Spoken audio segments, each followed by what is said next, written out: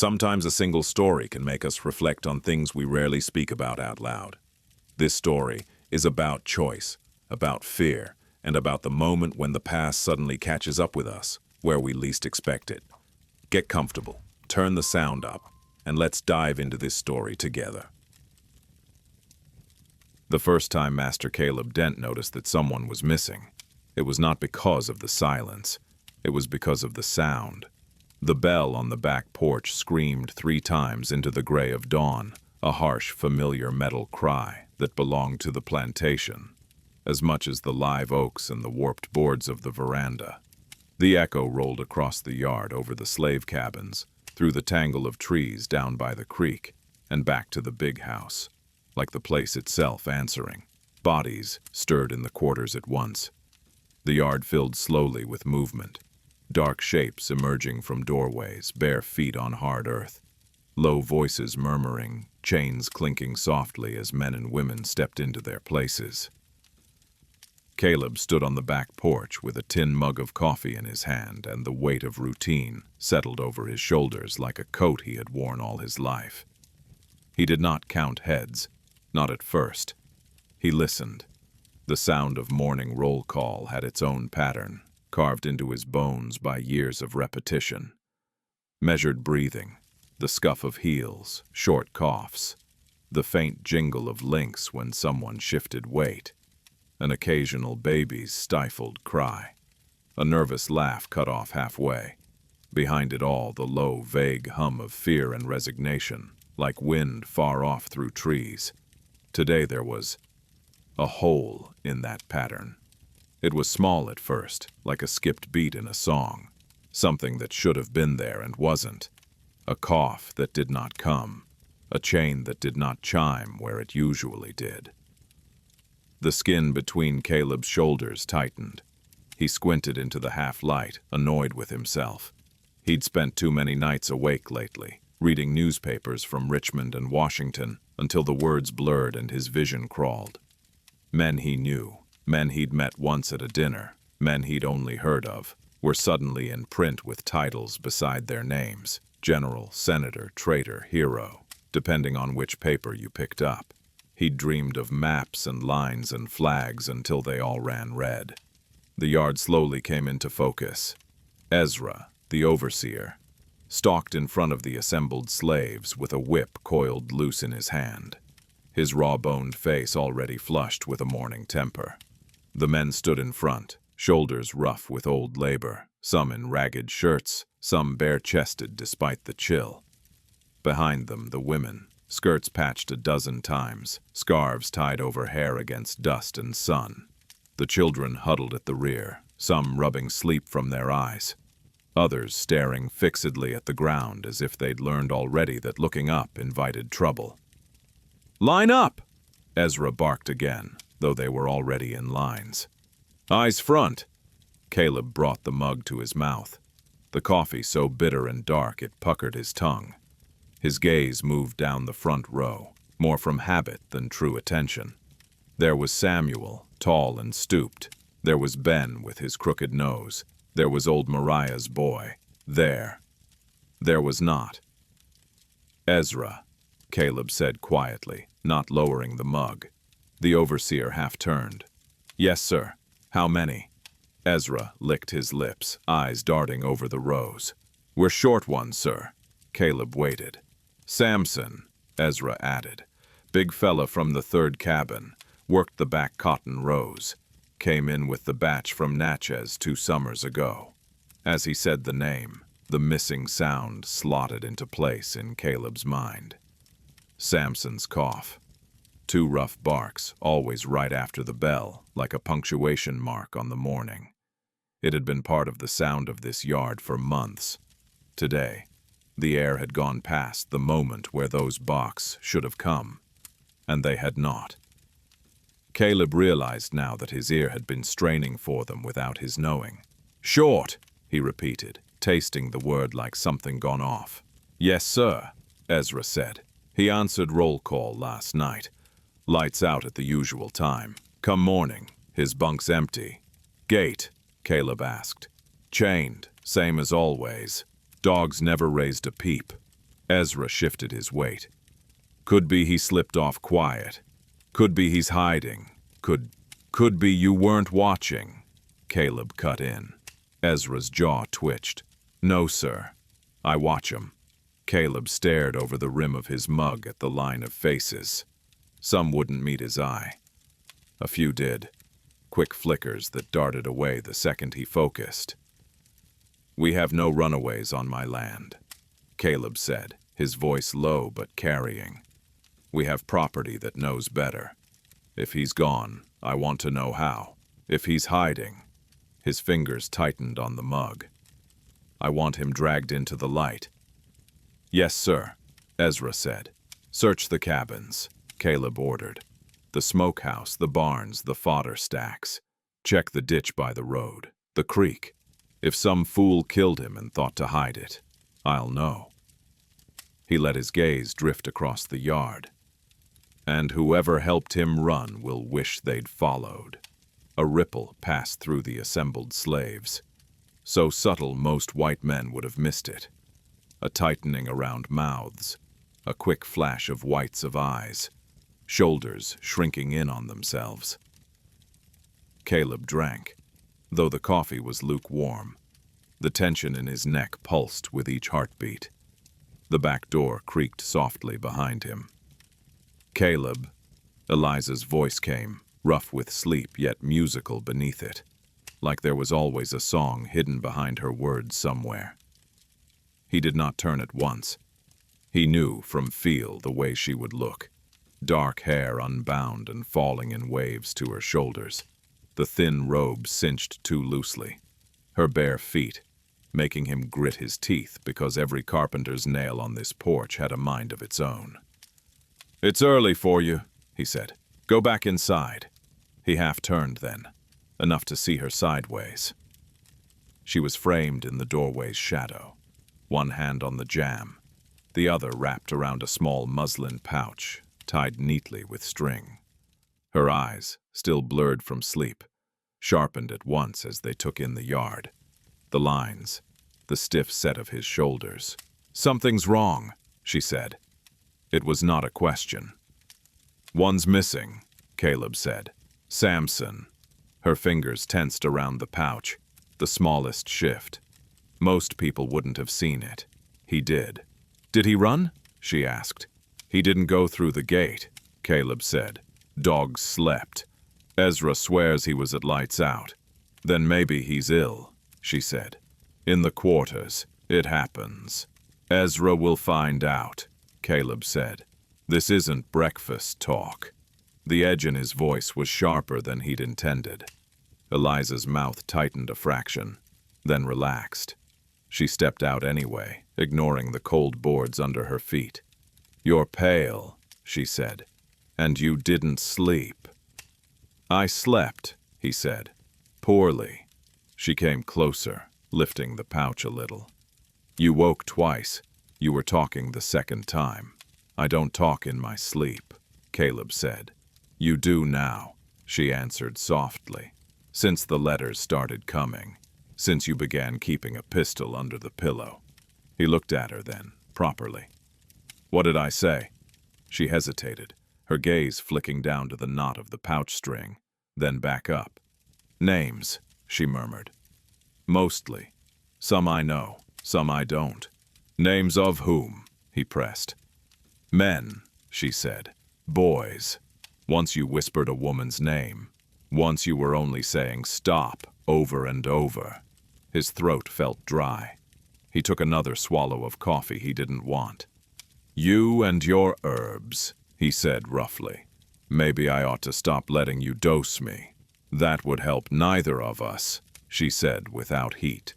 She held the pouch out. Headache. His temples did throb.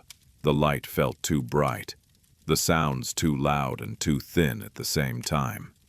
He hesitated, then took the pouch from her. The dried scent that rose when he loosened the tie was familiar. Mint, willow, a bitter root he couldn't quite place that reminded him of the time he bit into peach bark as a dare as a boy and had vomited until his ribs hurt. What's in it? He asked anyway. The same as always, she said. "Willow bark for the pain, valerian to let your mind rest, a bit of skullcap for the nerves." She watched his face. "You seemed better last time." Better, he thought, or just quieter. He tipped some of the powder into his half-empty coffee, watched it sink and swirl. The grains left faint streaks on the tin before dissolving. "Drink it all," Eliza said. "Don't leave the bitter at the bottom." He did as she said, partly because arguing with her on a morning like this cost more energy than it was worth, partly because a small traitorous part of him wanted the fog that made things softer around the edges, even if it also made them stranger. "You should let Ezra handle this," she said, nodding toward the yard. "You standing out here glaring won't put an extra pair of eyes behind your head. It will only make them more afraid." "They should be afraid," he said. "It keeps a man honest." "Fear doesn't make anyone honest," she answered quietly. "It only makes them hide better. Inside," he said again, his patience thinning. "You'll take a chill." She looked at him a heartbeat longer, an unreadable mix of worry and something like weariness in her gaze, then turned and went back into the house. The screen door complained on its hinges, then rattled shut. For a moment, Caleb watched his own distorted reflection in the glass. Broad shoulders strained under the thin morning shirt, dark hair threaded with the first stubborn streaks of gray at the temples, a face that still carried the sharpness of a younger man, but with hollows now where sleep had not lived in some time. Then he turned back to the yard. "Ezra," he called. The overseer looked up from where he'd been sending men to search in pairs. "Sir." "You have 1 hour," Caleb said. "If you haven't found Samson by then, I go looking myself. And if I find out you've been lax." He let the unfinished threat hang between them. Ezra understood threats very well. "Yes, sir," Ezra said, color draining a little from his neck. He cracked the whip once, more for the sound than anything, and the men scattered. Caleb stood there, the empty mug heavy in his hand, and listened. For a few breaths, the morning sounds were ordinary. Birds starting up in the trees, the murmur of voices along the path, the soft slap of bare feet. Then, from somewhere behind the house, there came a different sound. Clink, a faint metallic knock like chain against wood. Then, drag, scrape, quick, irregular, too close. Caleb turned his head sharply, scanning the veranda, the posts, the corner where the steps dropped to the ground. Nothing moved. "Ezra," he called again. "Do you hear that?" Ezra had already turned away, shouting orders. "Hear what, sir?"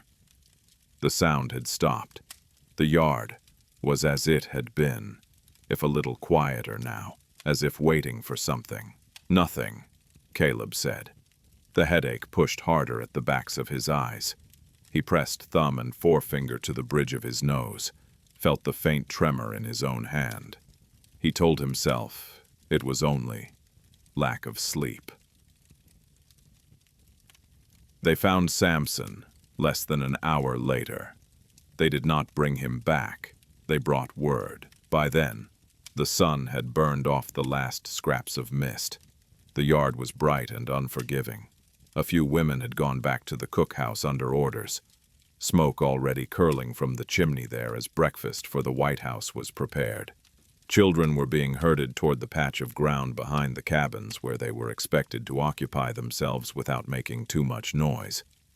Caleb had retreated into the shade of the porch, sitting in the chair his father had favored in the last years of his life. The wood creaked familiarly under his weight. He stared out at his land and tried, for the span of 10 breaths, not to think of war or missing men or chains that might or might not be there. "Sir!" The shout cut across the yard, cut across.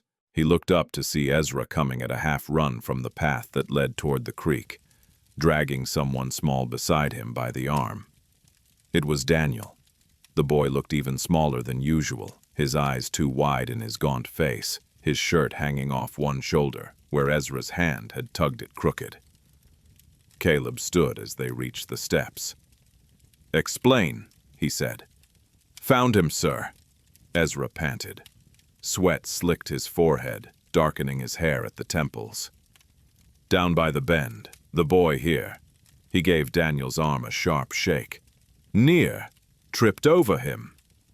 Daniel's breath came in high, panicked hiccups. His chest heaved. Tracks of dried tears made pale stripes through the dust on his cheeks. "Is he alive?" Caleb asked. The pause before Ezra answered told him the answer before the word came. "No, sir," Ezra said. The headache spiked. Caleb's jaw clenched. "Show me," he said. He stepped down off the porch, every joint stiff with the kind of exhaustion that went deeper than a bad night's sleep. He gestured to Daniel. "You're coming, too." The boy flinched, but a tiny, stubborn line appeared between his brows. He did not pull away. They walked in a small, tense knot. Caleb in front, Ezra at his shoulder, Daniel between them, and two of the strongest field hands following several paces behind. No one spoke. The path to the creek wound between the back of the slave quarters and the edge of the cotton field, then dipped through a tangle of scrub and saplings. Cicadas buzzed in the trees, though it was still early. The smell of earth grew damp. Then the water came into view, a dark ribbon under the thick canopy.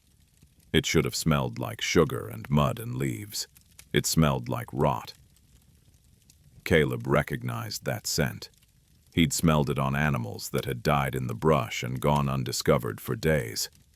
He had smelled it on a field hand once, years ago, who had dropped in the rows at noon and not been found until near sundown, the heat already working its way under the skin. He had smelled it in New Orleans, in the narrow back streets where bodies were left too long when yellow fever tore through the city. It was heavier now, from only one body. The heat settled on it like a hand. Daniel stopped short at the edge of the trees. His shoulders shook. "Go on," Caleb said. The boy swallowed and stepped aside, letting Caleb push past him to the bank. Samson lay half in the water, half out, as if he'd rolled and then thought better of getting entirely wet. One arm was twisted under him, his head lolled at an angle that made Caleb's own neck twinge in sympathy. His eyes were open. Flies crawled at the corners of his mouth. "Christ," Caleb muttered, the word coming out with surprising sincerity. "Get him out of there." The two field hands exchanged a quick glance.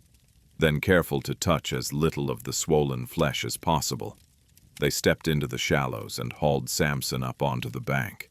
Water poured from the dead man's clothes and hair, darkening the earth under him. A thin line of blood, long since thinned by the creek, had dried in a faint rusty streak from the corner of his mouth to his ear. At first, Caleb thought the discoloration around Samson's throat was just the way water changed skin. Then the clouds shifted, a shaft of light slipped through the branches, and the mark stood out clear.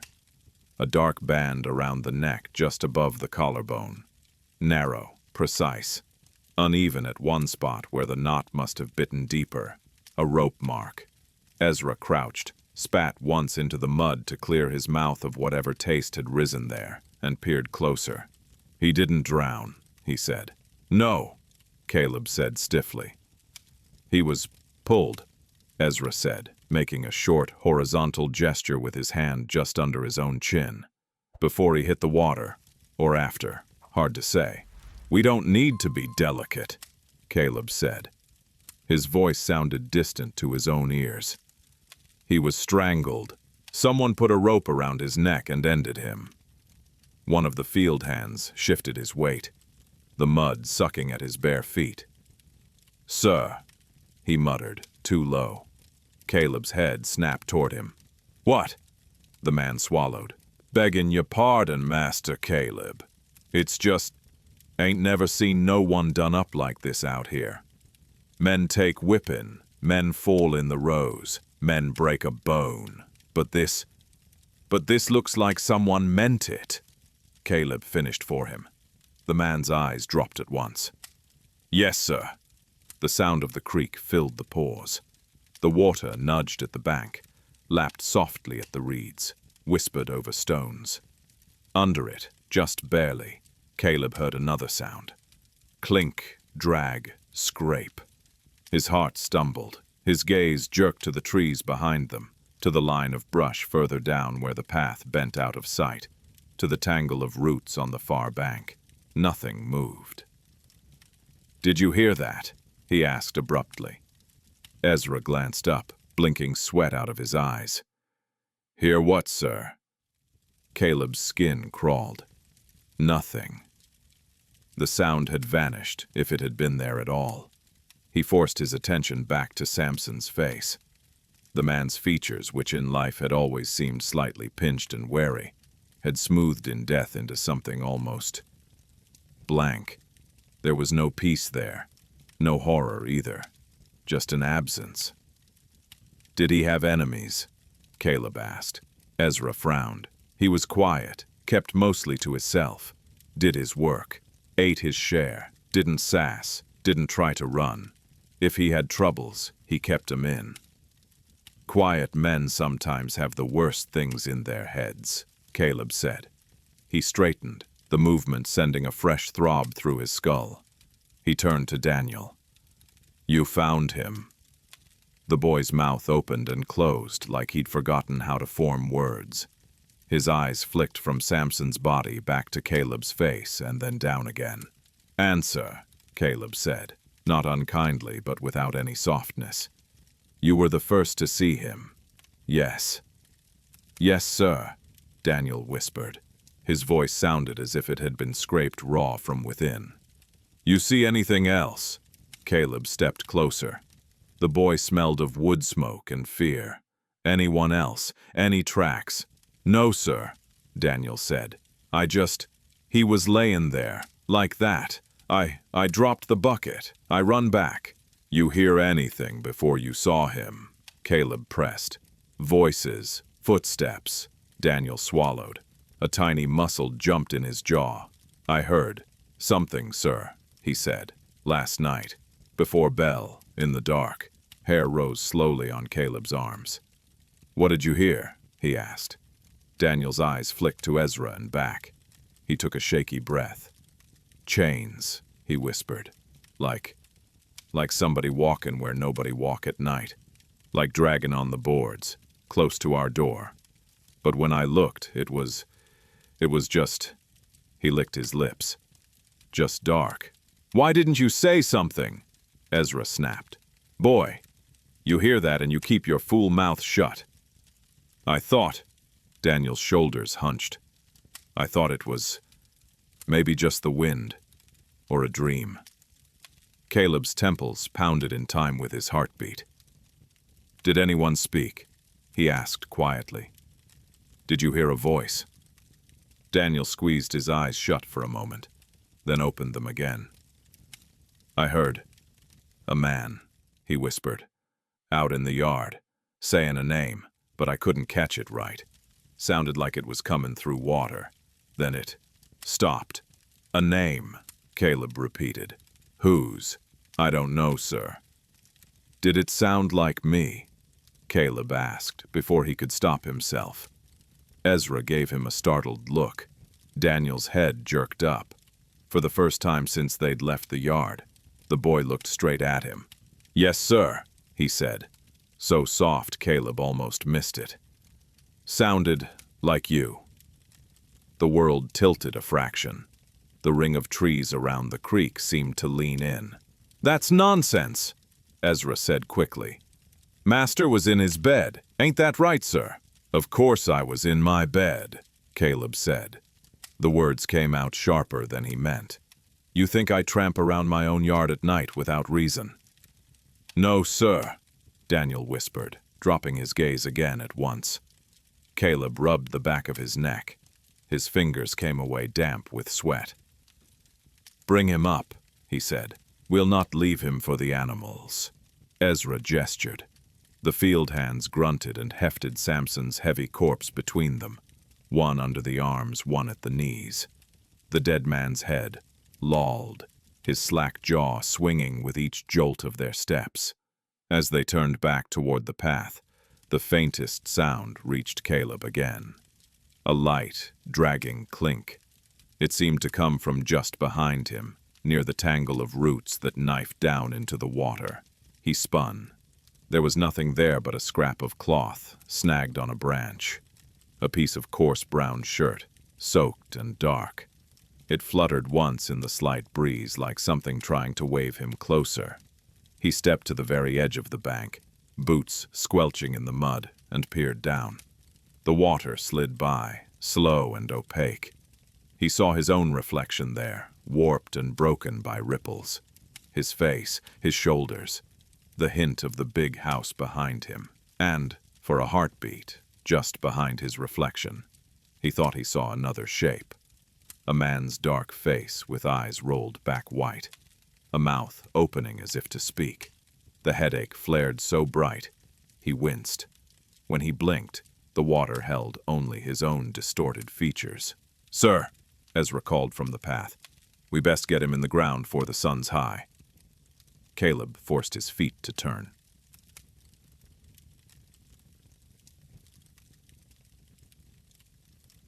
By the time the body was laid out in the little clearing beyond the slave cabins that served as a burial ground, the whole place knew. News moved faster than any rider. The women from the cookhouse had told the women at the wash. The children had whispered to each other as they fetched water and kindling. The old man who mended harnesses under the sycamore had grunted something to the younger men who came for repairs. In the White House, the information passed more formally. From Ezra to Caleb, from Caleb to Eliza, from Eliza to the cook, to be draped in respectful murmur over the table, like a dark cloth no one acknowledged, but everyone felt. "Samson," Eliza repeated when Noah, the houseboy, breathless from running messages, said the name. Her hand tightened around the handle of the kettle she was lifting from the stove. "How? He dead, ma'am," Noah said, awkward in his half-livery, cap twisted between his fingers. "Ezra say he found by the creek. Rope on him. They taken him to the back now." The cook, a big woman called Ruth with arms like hams and a voice that could carry from one end of the kitchen garden to the other, made a low sound deep in her throat. "Rope," she muttered. "On this land?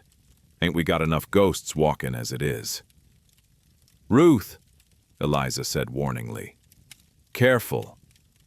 "I'm careful, ma'am," Ruth said, without looking chastened.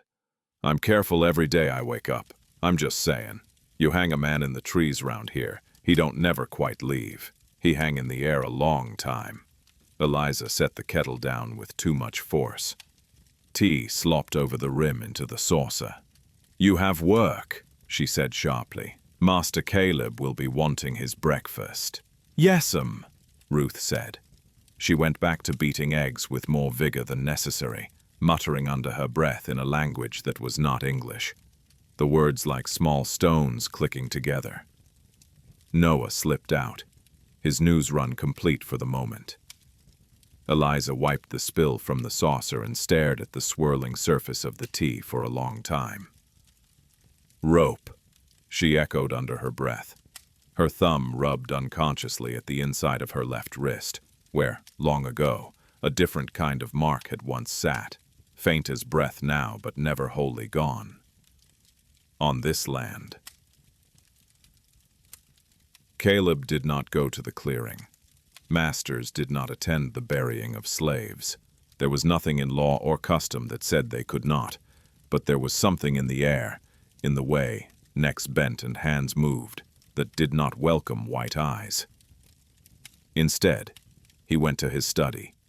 The room had been his father's and his father's father's. The high shelves held ledgers whose entries went back 3 generations. The fading ink recording births and deaths and purchases and sales in a tight, tidy script that never grew more generous, no matter how prosperous the year had been. Sunlight angled across the desk through the tall window, striping the stack of papers with bars of light and shadow. Dust motes drifted lazily in the beam. Caleb sat and opened the most recent ledger. In the column marked Assets, each slave's name appeared with a neat note beside it. Age, sex, primary labor, monetary value. Samson's name was there, near the bottom of a page that felt almost new. Samson, male, 27, field, $900. Caleb stared at the figure. Worthless now, he muttered. Less than nothing. He pulled a pencil from the little groove at the top of the desk and drew a thin line through the name. His hand paused for just a fraction of a second before the lead touched paper. It left a faint smudge. He wrote, in the margin, deceased, presumed murder, 1861. The year looked wrong on the page, stark and incomplete, as if something more should have followed it, as if the year itself knew what was coming and had decided to stop its mouth. He closed the ledger more forcefully than necessary. The cover snapped shut with a clap that made the inkwell tremble. Pain burst at the back of his skull. He pressed the heel of his hand to his forehead, eyes squeezed shut against the pounding. Herbs, he muttered. Useless herbs. A shadow passed across the desk. Eliza, he said without opening his eyes. If you've come to tell me to rest, I've come to tell you to eat, she said. But I see that would be a lost cause. He opened his eyes. She stood just inside the door, a tray balanced in her hands. A plate with eggs and buttered bread. A small dish of jam. A fresh cup of coffee. The muslin pouch lay beside the cup, its string tied in a different knot than before. You're fussing, he said. I'm surviving, she answered. It sometimes looks the same. She set the tray down and straightened, looking him over as if he were a piece of furniture she wasn't sure would hold. You've been sitting here long, she said. Long enough to cross a name out and make myself feel both righteous and useless, he said. You wrote, murdered, she observed, glancing at the closed ledger. Presumed, he said. We don't yet know by whom. You could ask the right people, she said. The right people, he echoed. The ones who live close to where it happened, she said. The ones who hear more than we do, because no one lowers their voice for them. You mean the slaves, he said flatly. If one of them did this, she said, the others will know, or suspect, or have seen more than they ought. And you think they'll happily confess to a killing in my creek, he said. How many lashes do you think honesty is worth? Her lips pressed together. You could offer something other than punishment, she said. What? He scoffed. My gratitude. Mercy, she said quietly. The word landed between them with the weight of something they had argued about before, and never resolved. You talk like a preacher, he said, and like someone whose skin has never paid the price for mercy. Her gaze darkened, but she did not answer that. Eat, she said instead. Please. If you don't put something solid in you, those herbs will float in an empty stomach and make you sicker. He picked up the fork, mostly to make her go away. Halfway through the first bite, another sound brushed the edge of his hearing. Clink, drag, a soft, slow pull, as if someone were moving something heavy along the floor overhead. He froze, fork halfway to his mouth. Eliza, he said. Yes. Do you hear that? She cocked her head, listening. The house creaked. Somewhere down the hall, one of the upstairs doors shut with a gentle thud. Outside, a wagon rattled past on the road. I hear a house that needs the roof fixed before the next storm, she said. What do you hear? Chains, he said. The word came out before he could dress it in anything softer. Dragging. He expected her to laugh, or sigh, or remind him, as she had the past few weeks, that his mind was playing tricks. She did none of those. Instead, she went very still. How long? She asked. He frowned. How long what? How long have you heard them? She said. Really? He looked away. A few weeks, he said. Since. He did not finish the sentence. Since you started giving me stronger mixtures. Since the first letter came from your cousin warning that if the North won, men like you will hang from their own gates. Since the last shipment, she supplied gently. From Natchez, he stiffened. How is that relevant? He asked. Her mouth twitched in the slightest of bitter smiles. Everything is relevant, she said. You just don't see the threads yet. She came closer, resting her fingertips lightly on the back of his chair. The gesture could have been supportive. It felt in that moment like something else. When you hear them, she asked, do you see anything? Or is it only sound? Sometimes, he said slowly. At the edges, as I drift off or when I wake too fast. A shadow in a doorway. The shape of... His own voice betrayed him by tightening. The shape of a man at the foot of the bed. Chains on his wrists. Always just gone when I look full on. Always the same man, she pressed. He thought. No, he said. Or, not always. Some nights he's thick through the shoulders like Samson. Some nights he's short like the boy who... He stopped. Like the boy who died in the field last autumn. She finished for him. The one with the bad heart you whipped anyway. Caleb's jaw clenched. That was discipline. That was rage, she said, not unkindly. His hand tightened on the fork until it bent a little.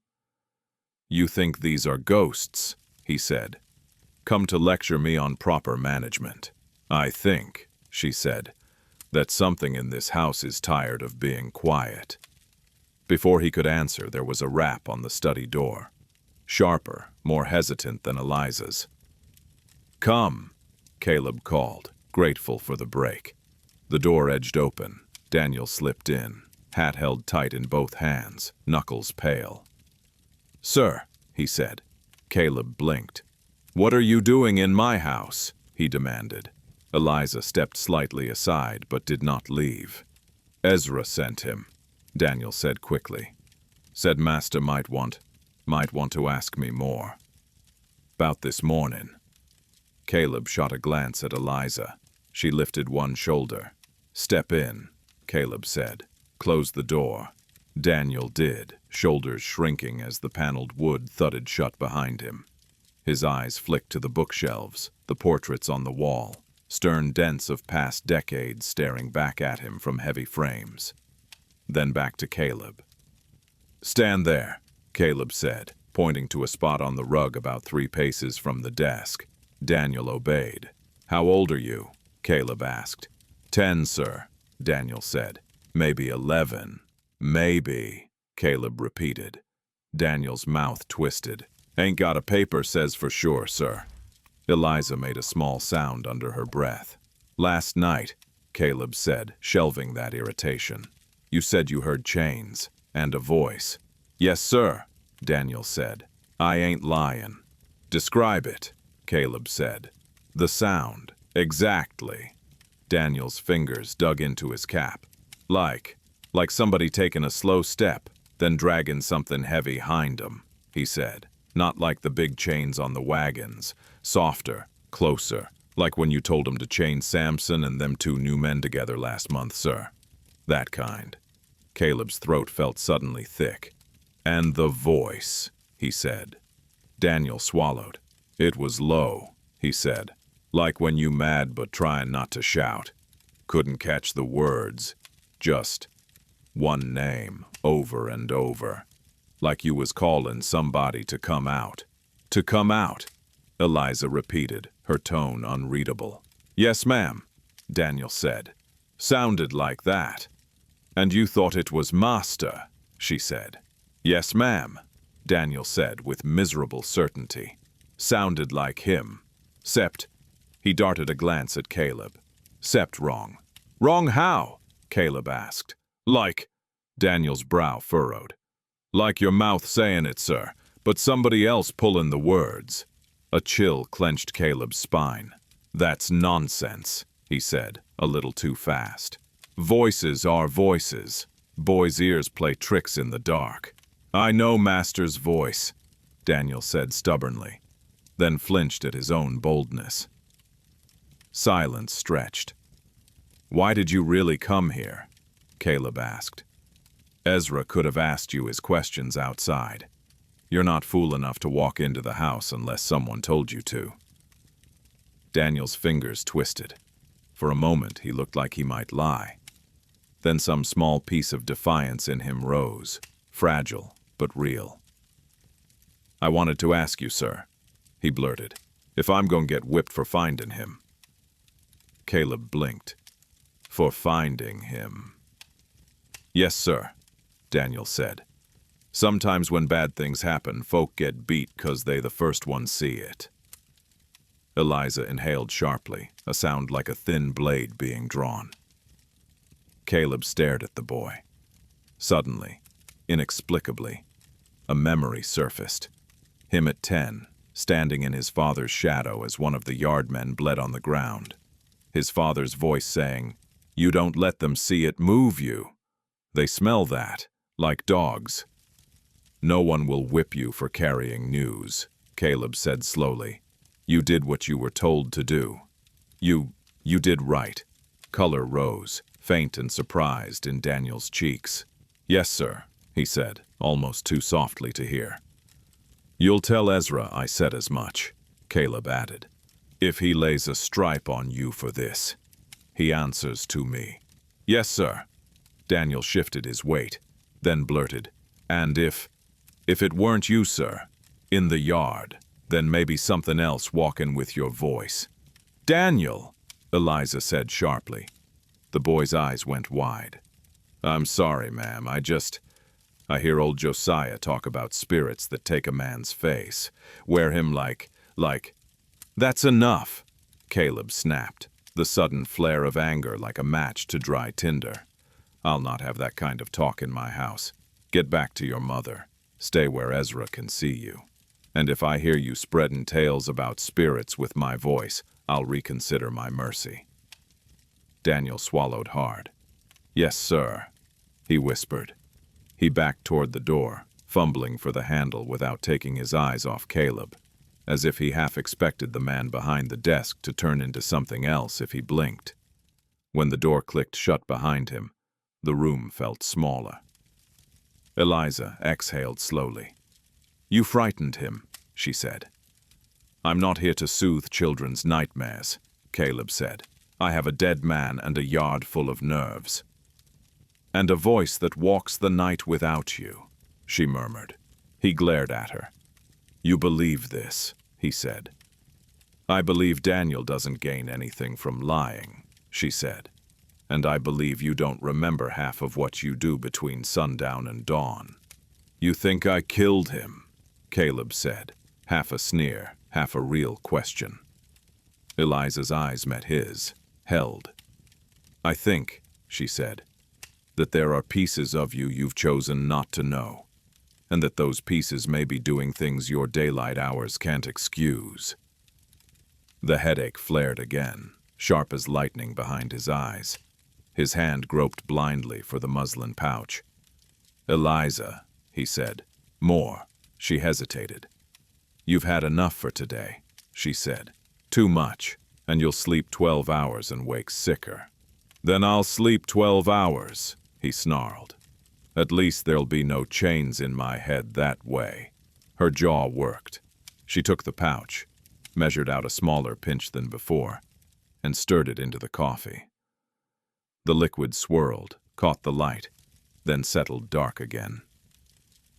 He drank, gripping the cup so hard his fingers ached.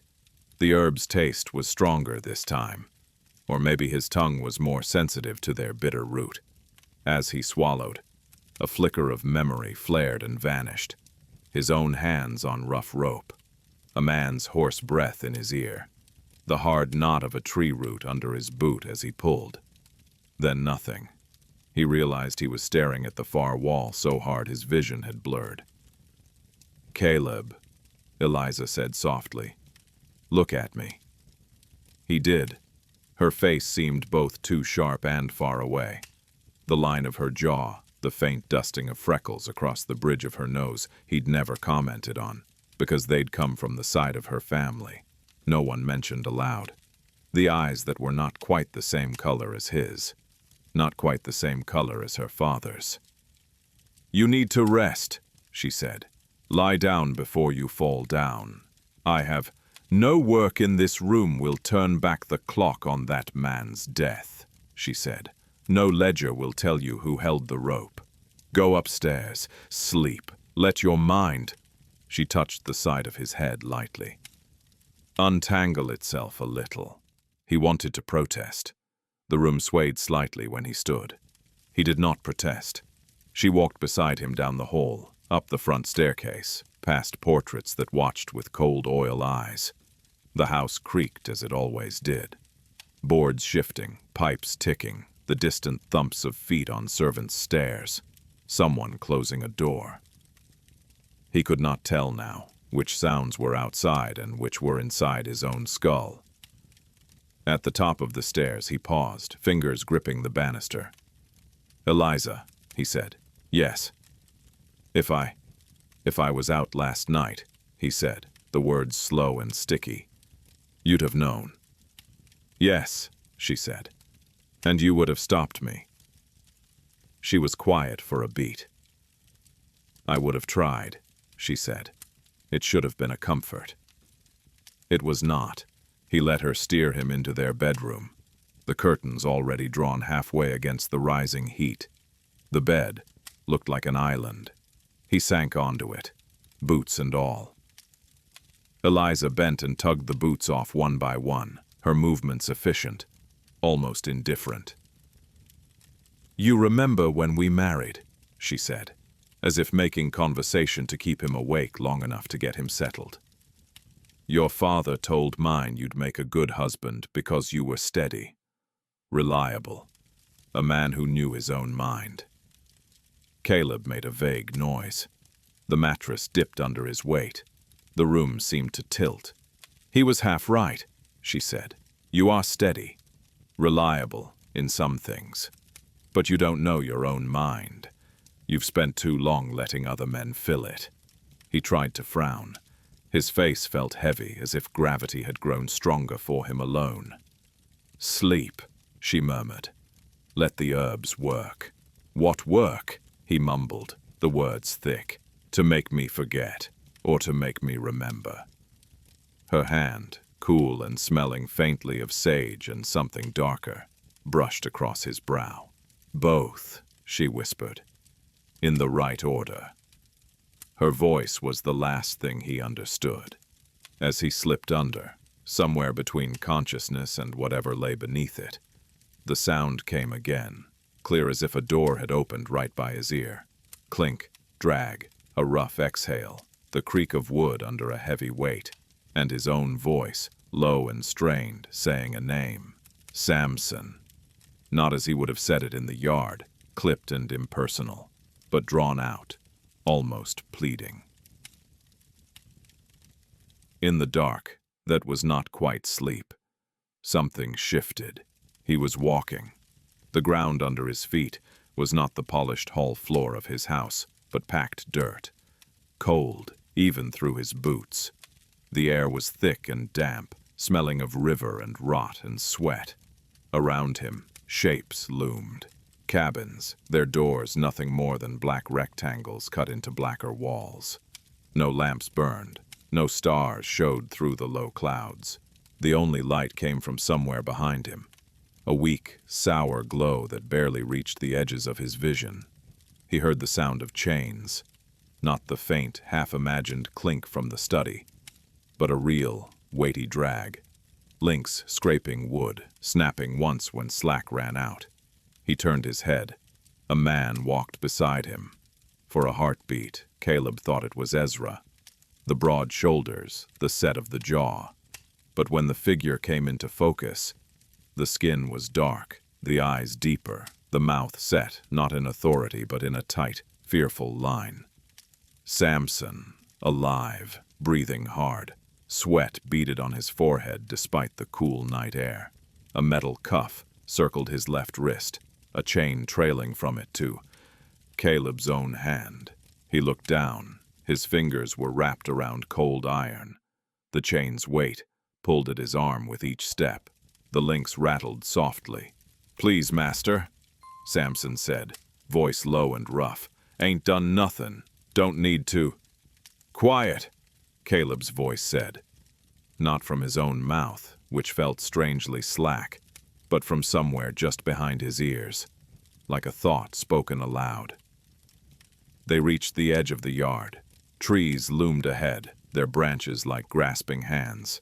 The path to the creek gaped, darker than the dark. Samson balked. "Please," he whispered. "Please, sir. I'll work till my hands bleed. The chain jerked. Caleb's arm moved without his willing it, yanking Samson off balance. "We're past talk," his own voice said. "You know why." "I don't," Samson begged. "Master, I swear 'fore God." "Don't say his name," the voice snapped, sharp enough to cut. They went down the path. Every step felt both real and wrong, as if his body were on strings. He could feel the roughness of the rope coil in his other hand, the weight of it. He could feel the hammering of his own heart. He could feel Samson's ragged breathing, close as if it were coming from his own lungs. But some part of him, small and flailing, screamed, "I wouldn't, I didn't, this isn't me." They reached the bend. The tree waited. It was not one he could have named in daylight. In the dream's dark, it was only a shape. A trunk thick as 3 men, roots knifing down toward the water, branches arcing out over the creek like arms. Someone had thrown a rope over one of those branches. Someone had tied a knot. The end of the rope lay at Caleb's feet. "Please," Samson whispered again, a sound so raw it scraped Caleb's insides. "Please, Master Caleb, I ain't touched your daughter. I ain't stole. I ain't daughter." The word hit with the force of a slap. For a split second, another image flashed. Eliza at the top of the stairs with a candle. A girl's laughter in the hall, a shadow in a doorway where it should not have been. "No more talk," the voice that wore his throat said. His hands moved. One grabbed Samson's shoulder, shoving him to his knees. The other lifted the rope. In the dream, Caleb tried to stop. His fingers closed tighter. He felt the coarse hemp under his palms, the way it rasped against skin.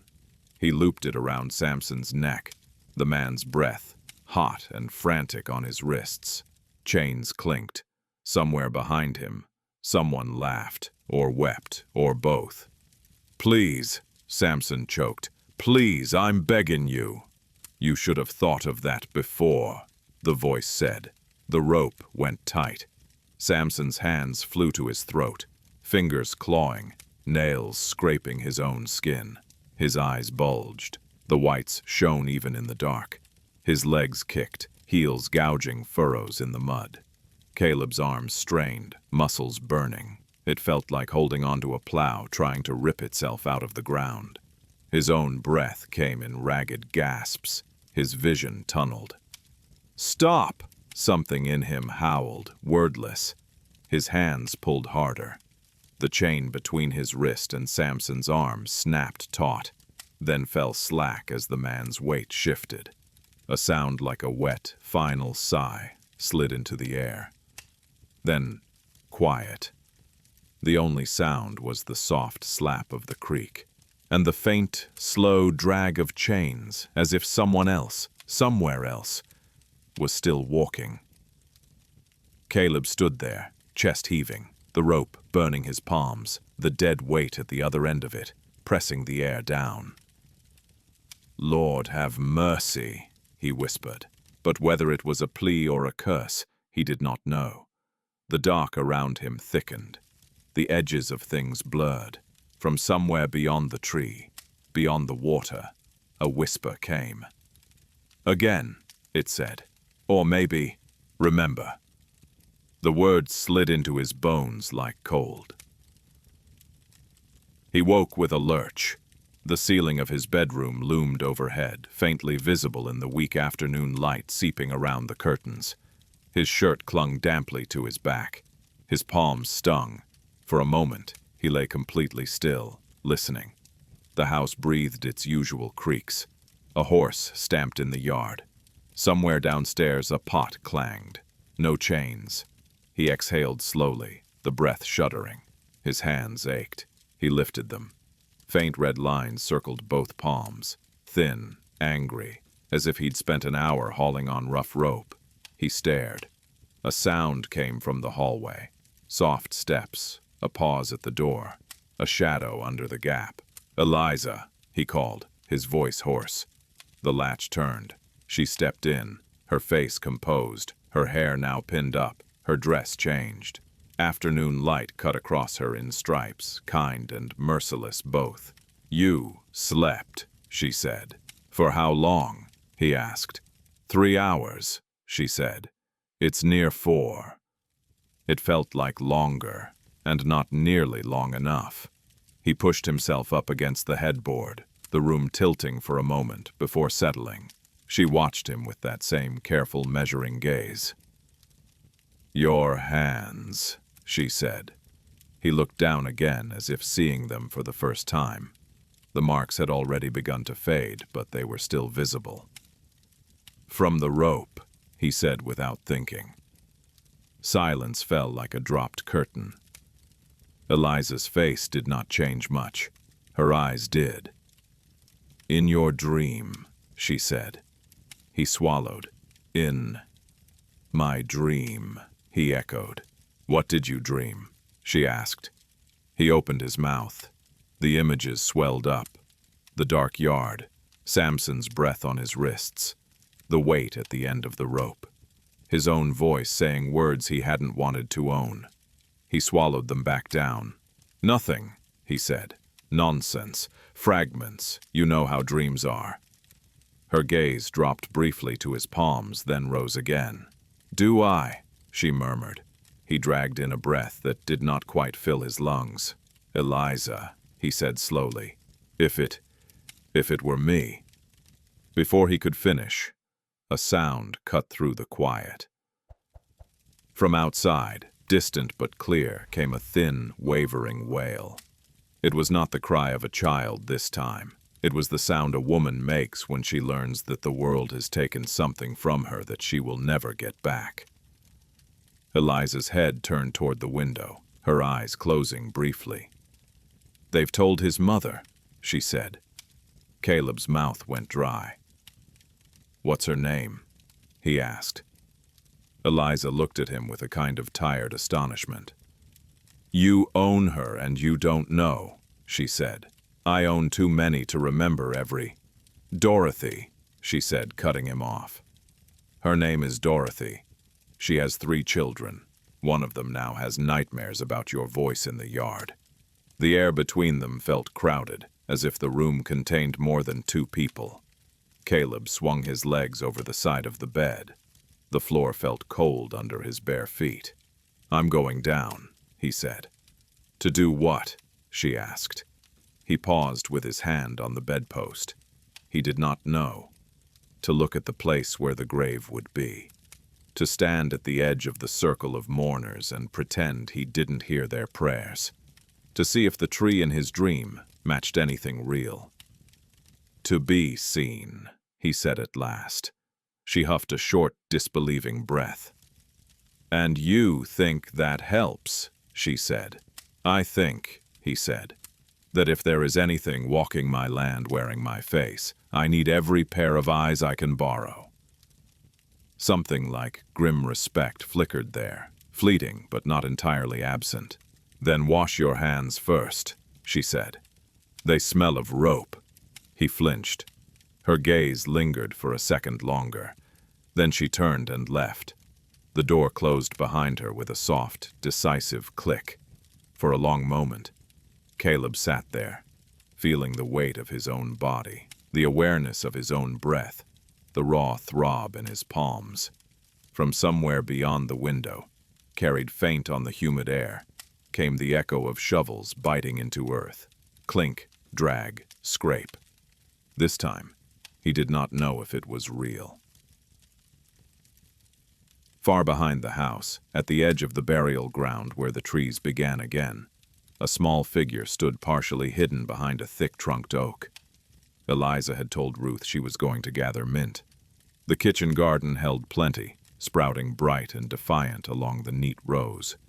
But she walked past it, and into the wilder growth beyond, where the air smelled of earth and old water and growing things that didn't belong in tidy beds. In her hand, she held a small bundle of dried plants bound with twine. Not mint, not willow, not anything Caleb had ever asked the names of. At the edge of the clearing, where a shallow hole gaped and men's backs bent and straightened in a slow, miserable rhythm, she stopped.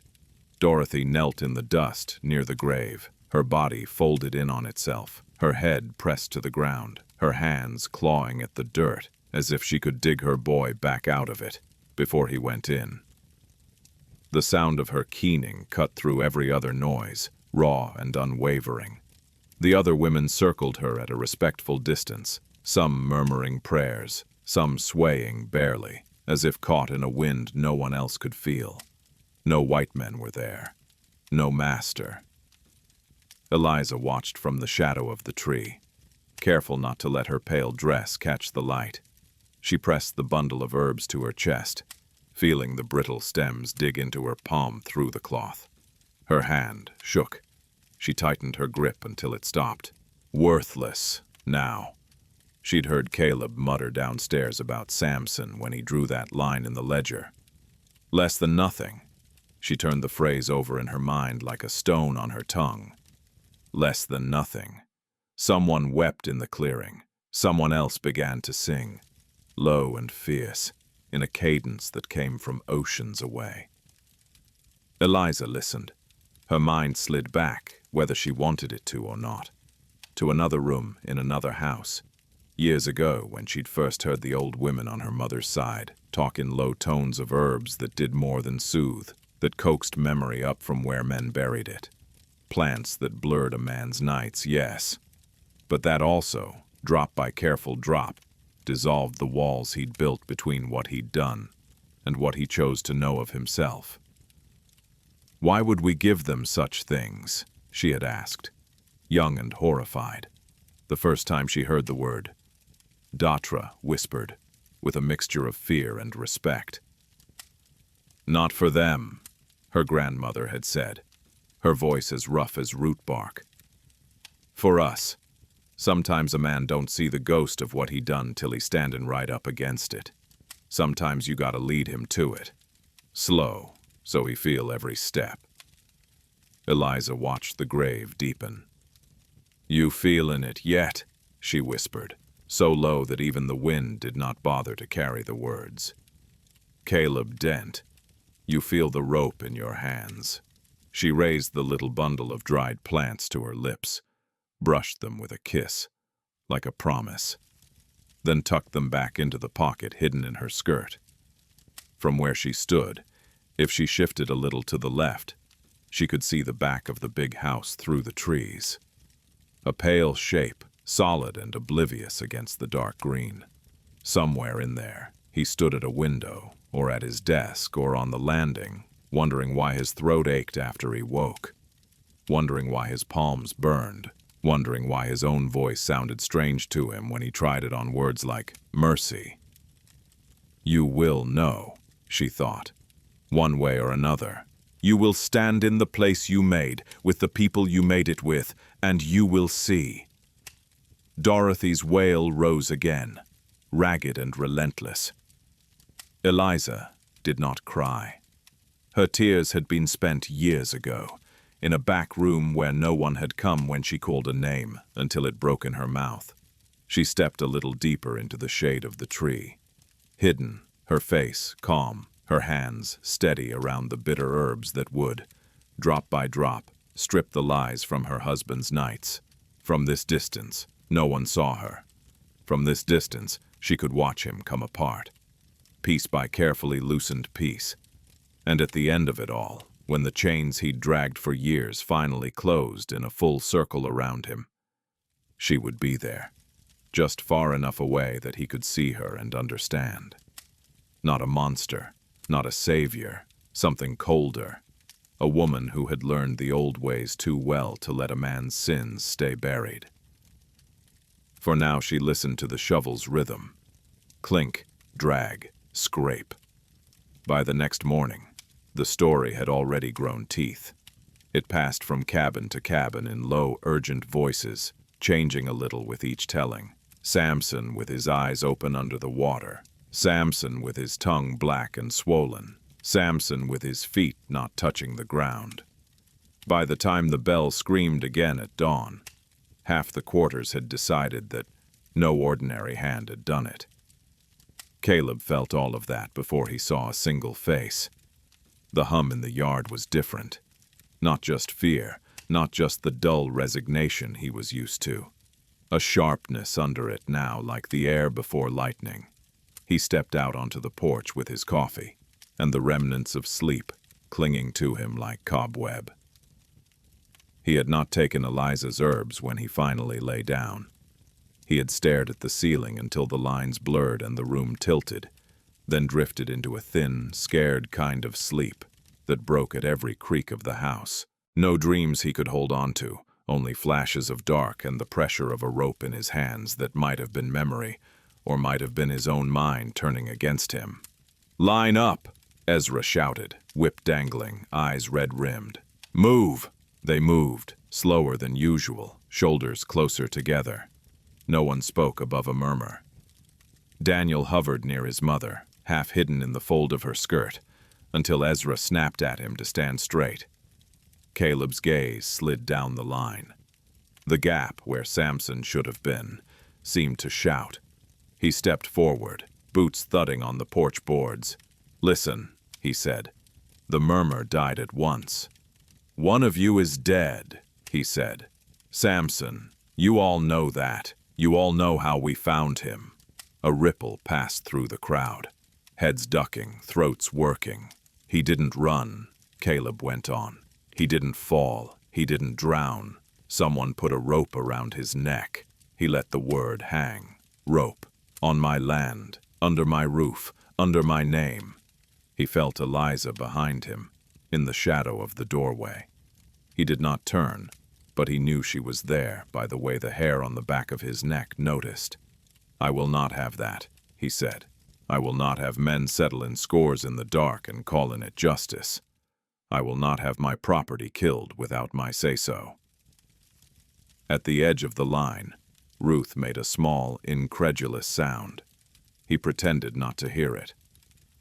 "I want the truth," he said. "Whoever knows it. I give you my word." The words stuck for a heartbeat, then came. "No one will be whipped for speaking it. Not today, not tomorrow, not ever. About this." A soft, disbelieving gasp ran through the yard. Ezra's head snapped toward him, mouth half open. "Sir," he began. "Shut it," Caleb said without looking at him. "This isn't for you." He let his gaze crawl over the faces in front of him. "Someone heard something," he said. "Someone saw something. You live closer to each other than I ever will. You hear each other breath. You hear chains and whispers and doors. You know when the dark is thicker than it has a right to be." Nobody moved. For a second, he thought they might simply stand there until his words bounced off and fell to the dust. Then old Josiah shuffled forward. He did not cross the invisible line that meant challenge. He stopped just at it, back bent, hands knotted on the cane that was more habit than help. "I seen a rope in your hand last night, Master Caleb," he said, loud enough that even the children at the back heard him. The air seemed to leave the yard. Caleb's stomach pitched. "You're old," he said. "Your eyes still see white against black," Josiah said. "Still see a man where he shouldn't be. I seen your shadow walk between the cabins. I seen you stop and listen like there was a song playing only you could hear. I seen you go toward the trees. Caleb's jaw clicked. That's not an answer, he said. That's a story. You asked for truth, Josiah said. That's mine. You saw no one else, Caleb pressed. No other shadow, no other rope. Josiah's milky eyes shifted just a fraction. I seen ropes on this place since 'fore you were born, he said. Round wrists, round ankles, round necks in men's minds, some thicker than others. Caleb's patience snapped. I won't stand here and be preached at, he said. If you accuse me, say it plain. Did you see me kill him? Josiah was silent a long time. When he spoke, his voice was softer. I seen a man walking in his sleep, he said, whose feet were his, but whose steps weren't. I seen him hold a rope like it was the only thing keeping him from falling apart. I seen that same man in this yard today, pretending he don't hear chains. A low murmur stirred again, different this time. Not fear, something closer to a rough, reluctant agreement. Enough, Caleb said sharply. Anyone else? Ruth stepped out, wiping her hands on her apron as if she'd just come from the stove, though she'd been in the line since the bell. Samson was as good as dead the day you wrote his name in that book, she said. Y'all just taking turns carrying the rope, Ezra hissed. Ruth, I'll what? She shot back. Get whipped. Ain't no new songs there. You're talking back to your master, Caleb said. Is that wise? Maybe not, she said. But you said no whips for talking about this. I'm holding you to it. The words hit harder than they should have. I'm holding you to it. He had spoken too quickly, too much like a man trying to prove something to himself. I asked who did it, he said, forcing his voice steadier. Not for a tally of my sins. That's between me and God. You sure? Ruth murmured. You sure he the only one watching? From somewhere behind her, Dorothy's voice floated up, raw and flat. He was my boy, she said. She did not move forward. I don't know whose hand pulled. I know whose house it came from. Caleb felt the eyes. You all think I killed him, he said. He heard the anger under his own words, the thin line of something like hurt beneath it. No one said yes. No one said no. It was worse than accusation. It was doubt, heavy, thick, hanging between them. Back to work, he snapped. You got fields to see to. Ezra, keep 'em in sight. No one off this land without my say-so. No one. They broke like water hitting a rock, curling away around him, flows of bodies heading toward the fields and the sheds. Old Josiah lingered one heartbeat longer. Dreams and memories share a bed, master, he said quietly, so that only Caleb and, behind him, Eliza could hear. You best start learning which is which. Caleb's fingers itched for the comfort of the pistol at his belt. He forced them still. Ezra, he barked, with me. The overseer's cabin sat at the far end of the yard, close enough to the quarters to watch them, far enough from the big house to keep some ugliness out of sight. Inside, it smelled of sweat and tobacco and the sour tang of old liquor. A rifle leaned in the corner by the door. A pair of shackles hung from a peg on the wall, their weight an unspoken part of the decor. Ezra stood stiffly by the table, hat twisting in his hands. You've been here longer than most, Caleb said, pacing once across the narrow space. You've seen what they're capable of. You've seen what we're capable of. You telling me you got no notion who might take a rope to a man quiet as Samson? Ezra swallowed. There's always talk, he said. Always someone grumbling when you turn your back. Samson kept his head down, did his work, didn't talk more than he had to. If he stirred someone up, I didn't see it. What about Dorothy? Caleb said. She say anything about him, about me. Ezra hesitated too long. Caleb stopped pacing. Ezra, he warned. She Asked questions, Ezra said, after you bought him. About why a man fetched that price. About what he done in Natchez. Folks said he broke another man's arm in a fight. Others said he pushed an overseer into a ditch. I don't know what's true. You didn't tell me that, Caleb said. Ezra's jaw tensed. You didn't ask, he said. The echo of Eliza's earlier words prickled at Caleb's neck. You think he touched my daughter, Caleb said. The dream image flashed. A candle, a giggle, a shadow where it shouldn't be. Like he said last night. He said that, Ezra repeated, startled. In your dream, Caleb cursed himself inwardly. In the yard, he lied quickly. Before. He denied something he thought I thought. Ezra studied him, weighing the lie, and choosing, for now, not to challenge it. Samson never went near the house. Less I told him, Ezra said. He was scared enough of you in daylight.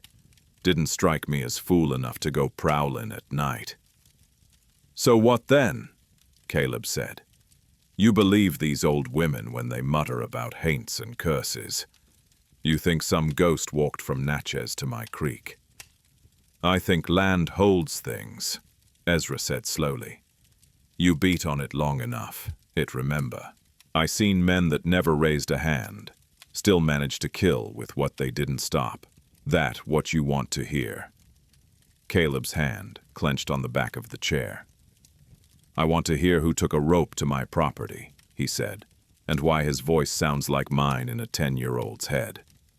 Ezra shifted. Begging your pardon, sir, he said, but the boy ain't wrong. You been out at night more than you think. Last month I found you standing by the smokehouse with no boots, just staring at the trees.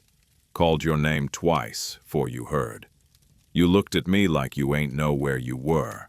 Caleb's skin went cold. You never thought to tell me, he said. Ezra's mouth twisted. Thought maybe it weren't my place, he said. Thought maybe you got your own ways of carrying what you carry. You pay me to watch them. He jerked his chin toward the cabins. Not you.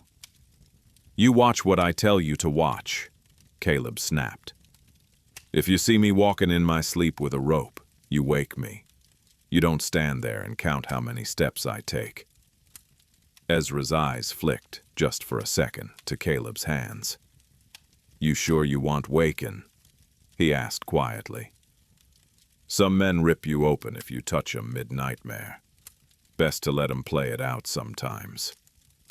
Caleb thought of Samson's eyes, bulging white in the dream dark. I'm not some men, he said. I am your employer. You will not stand aside while anything uses me to do its work. Ezra lifted both hands in surrender. Yes, sir, he said, as you say.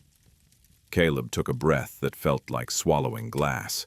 Double the watch tonight, he said. No one out of their cabin after dark. If you catch anyone so much as taking a piss by the trees, you bring 'em to me. Yes, sir. Caleb turned to go, then paused at the door. You and I, he said without looking back. We've both had our hands on that rope, one way or another.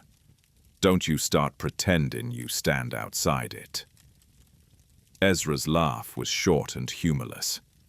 Never said I did, he said. I just know which end I got hold of. The day dragged. Heat settled heavy over the fields, a wet blanket that made every breath an effort. Men bent over rows of cotton, fingers moving with mechanical precision. Women hauled water, scrubbed clothes against washboards until their knuckles bled, stirred great black pots that steamed in the cookhouse yard. Children carried wood and fetched, small bodies weaving between bigger ones like minnows between rocks. Above it all, the big house sat, white and solid, its windows shuttered against the sun. Inside, the air was thick and stale. Eliza moved through the rooms with a quiet efficiency that masked how much she saw. She watched Noah spill coffee in the dining room because his hands trembled. She watched Ruth grind herbs a shade finer than usual, lips moving around words that were older than the house. She watched the housemaids cross themselves, not quite the way the preacher in town had taught, each time they passed the back door. She climbed the stairs to the small room at the end of the second-floor hall, the one that had belonged to her mother until she died and that now held all the things in the house that made other white women uncomfortable. Bundles of dried plants hung from the rafters, their silhouettes like sleeping bats. Jars lined the shelves, powders, roots, leaves in oil, something that might have been ash, something that might have been bone. The room smelled of earth and bitterness and the faint sweetness of something that had once been green. Eliza shut the door behind her and leaned against it for a moment, eyes closed. "Grandmère," she said softly, in a language Caleb would not have recognized. "You were right. They never see till it's nearly on top of 'em." She crossed to the table by the window where a mortar and pestle waited. She laid out what she had: willow bark for pain, valerian for rest, skullcap for the nerves, and other things Caleb did not know the names of, or pretended not to. A strip of bark, the color of dried blood, seeds that rattled like tiny bones in her palm, a pinch of gray powder from a jar, marked only with a scratched symbol. "Not for them," her grandmother's voice said in her memory, rough and sure. "For us. You give him truth like you give strong medicine. Too much at once he choke, too little he never heal. You find the between." She began to grind. The pestle moved in slow circles, steady, the muscles in her forearm working. Each turn was a memory. The first time she'd seen a man marked with the brand of her father's friend, half hidden under his shirt. The time she'd watched a girl no older than herself, dragged by the wrist down the back stairs, her dress torn and her mouth red. The sound of something breaking in her own chest when she'd called for help, and the only answer had been laughter from the parlor. The first night, Caleb had come to her door after too much whiskey. His hands soft at first, then not soft at all. The way his face had shifted when she'd said no. The way it had shifted again, months later, when blood on the sheets had made him realize what other men had taken before him. "You cry for them," her grandmother had said once, nodding toward the cabins. "You cry for yourself. Then you stop crying. Tears water the seeds, but they don't pull the weeds. That take hands." Eliza's hands worked. When the mixture was fine enough, she tipped it into a small pouch, tying the mouth with careful fingers. On the shelf above, a tin box sat, its lid dented. Inside, wrapped in cloth, lay a small packet of herbs darker than any she'd just ground. She did not touch it. "Not yet," she murmured. "He ain't ready for that." She took the newer pouch and held it up to the light. "Tonight," she said to the empty room, "we see what you see when you don't get to pick."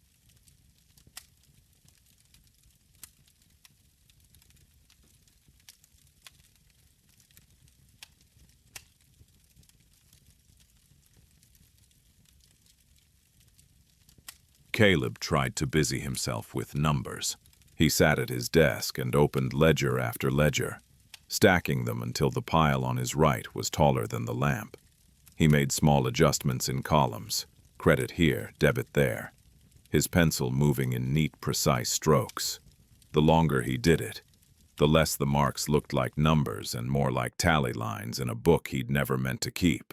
Samson, male, 27, field, $900, deceased, presumed murder. 1861. The entry stared up at him. Worthless, now, less than nothing.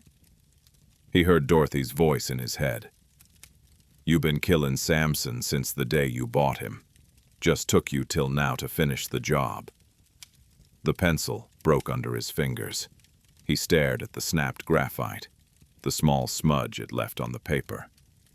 From somewhere beyond the closed window, faint but clear, came the steady thud of hose in the row. the call of a field leader keeping rhythm. A low, hoarse song, words indistinct, but the tune old as the dirt.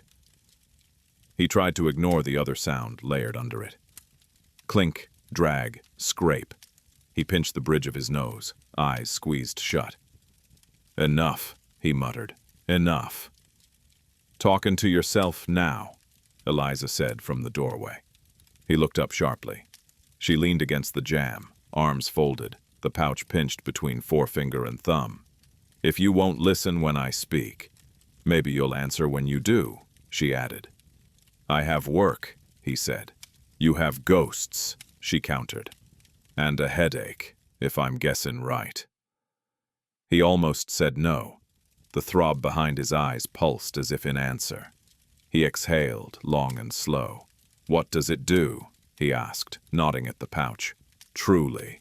She stepped in, set it on the desk between them. "It slows some things down," she said. "Speeds others up. Makes it harder for you to lie to yourself, a little easier to live with what you can't unsee.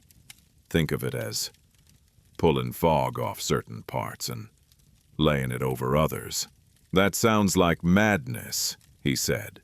"Madness is you strangling a man and then telling yourself you were reading a newspaper," she said.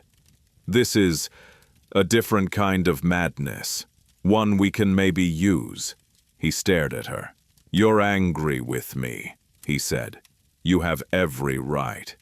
But if you're trying to push me off a cliff, at least be honest about it."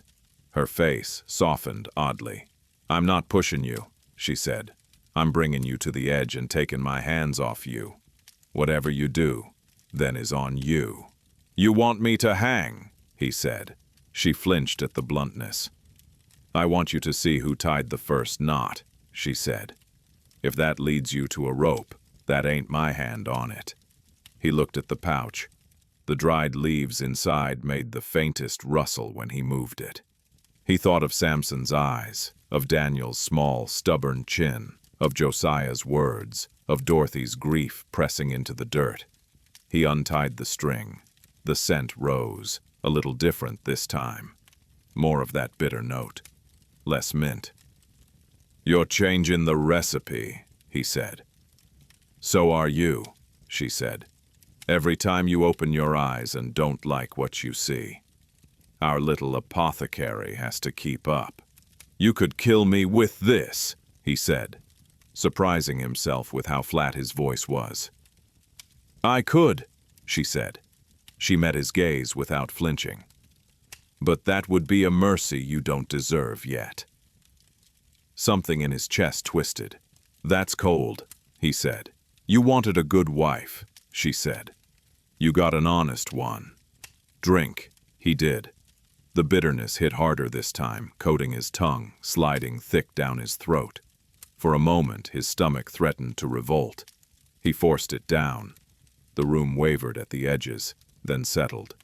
Eliza watched him as a doctor might watch a patient, noting which muscles tensed, which lines deepened around the eyes. "Lie down before it takes your legs," she said. He bristled. "I'm not." His knees buckled. She caught his arm before he embarrassed himself on the floor, and half-guided, half-dragged him to the settee against the wall. He sank down, head swimming. The ceiling above him blurred into patches of light and shadow. "Eliza," he said thickly, "stay. I'll be nearby," she said. "That's enough." Her footsteps retreated. The study door clicked softly. The sound of the clock on the mantel grew very loud. Tick, tick, tick, somewhere under it. Faint but rising. Clink, drag, scrape. He closed his eyes. The room did not go away. It stretched.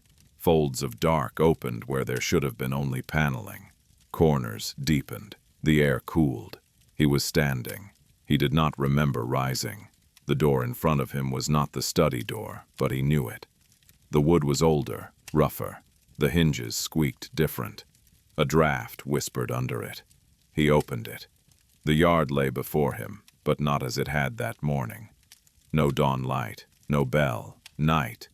The cabins hunched like animals in the dark, their outlines barely there. The only light came from a lantern in his own hand, its flame shielded by glass fogged with breath. He looked down, his fist wrapped around the lantern handle. The other hand held a rope. It coiled heavy and familiar, rough fibers imprinting his palm. His heartbeat roared in his ears. "Don't," he whispered. "Don't." His feet moved. The rope dragged. Clink, drag, scrape. The sound of chain came from somewhere behind him. He turned his head. A boy followed. Not Daniel. Younger, narrow shoulders. Eyes too big in his thin face. "Come on," Caleb's voice said from his own throat. "Quick now." "I don't wanna," the boy said. "Master, please." "You wanna sleep inside tonight?" the voice said, mild as milk. "Or in the ditch with the snakes?" The boy swallowed and came closer. They walked between the cabins. Faces hovered in doorways, then disappeared when the lantern swung their way. The air smelled of wood smoke and sweat and something sourer. Fear gone stale. "You don't remember me," the boy said suddenly. Caleb's heart lurched. He started. The boy smiled without humor. "Didn't think so," he said. "You remember the whip more than the back you lay it on. That's what they say." The path to the creek opened ahead. The tree waited. Not the one from last night's dream. Another, thinner, its branches reaching like pleading hands. "Please," the boy whispered. "It hurt bad last time. I can't." Caleb's hand lifted. The lantern swung. The rope tightened. "That's what it's for," his own voice said. He saw, with horrible clarity, the moment the boy's feet left the ground. The way his hands scrambled at air, the way his eyes searched the dark, as if expecting someone, anyone, to step in between. No one did. The scene ripped sideways. He was back at the first tree. Samson's tree. The thicker trunk. The deeper shadow. A different night. A different rope. The same hands. His hands. They moved as if on rails, as if someone else had laid the grooves long ago, and he was only the weight sliding down them. "Stop," he said again, but it came out thin. "Too late," his own voice answered. "You already did." The flash of Eliza at the top of the stairs cut through again. "Your daughter," a memory whisper said. "Your girl." He saw, in a blur, a younger version of himself, pinning another man against a post, fist in his collar, spittle flying as he hissed. "You stay away from my blood or I'll—" He had not finished the sentence in that moment.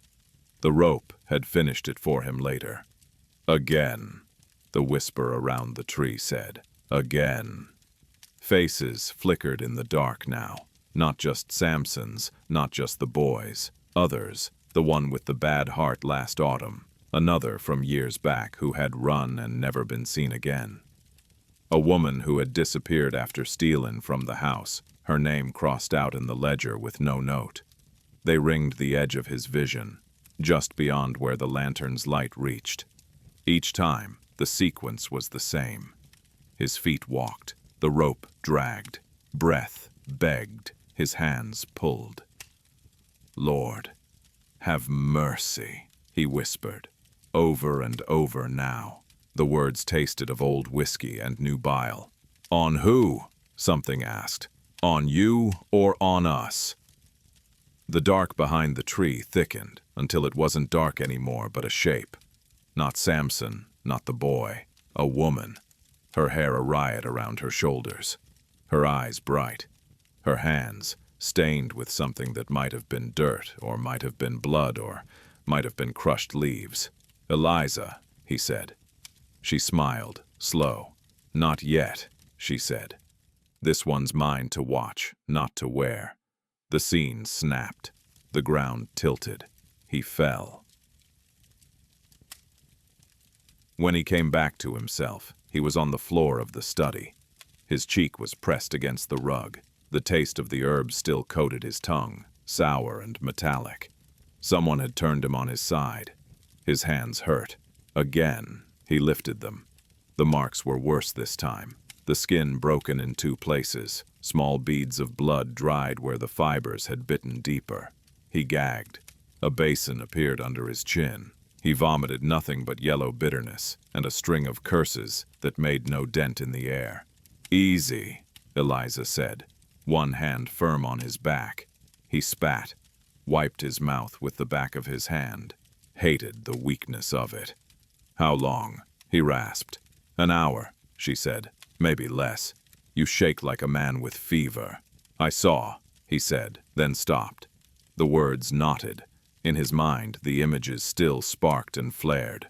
Feet leaving ground, eyes bulging, ropes biting. "Good," she said quietly. He turned his head toward her. "You say that like you ain't sure you should," he said, voice ragged. Her face was pale in the lamplight.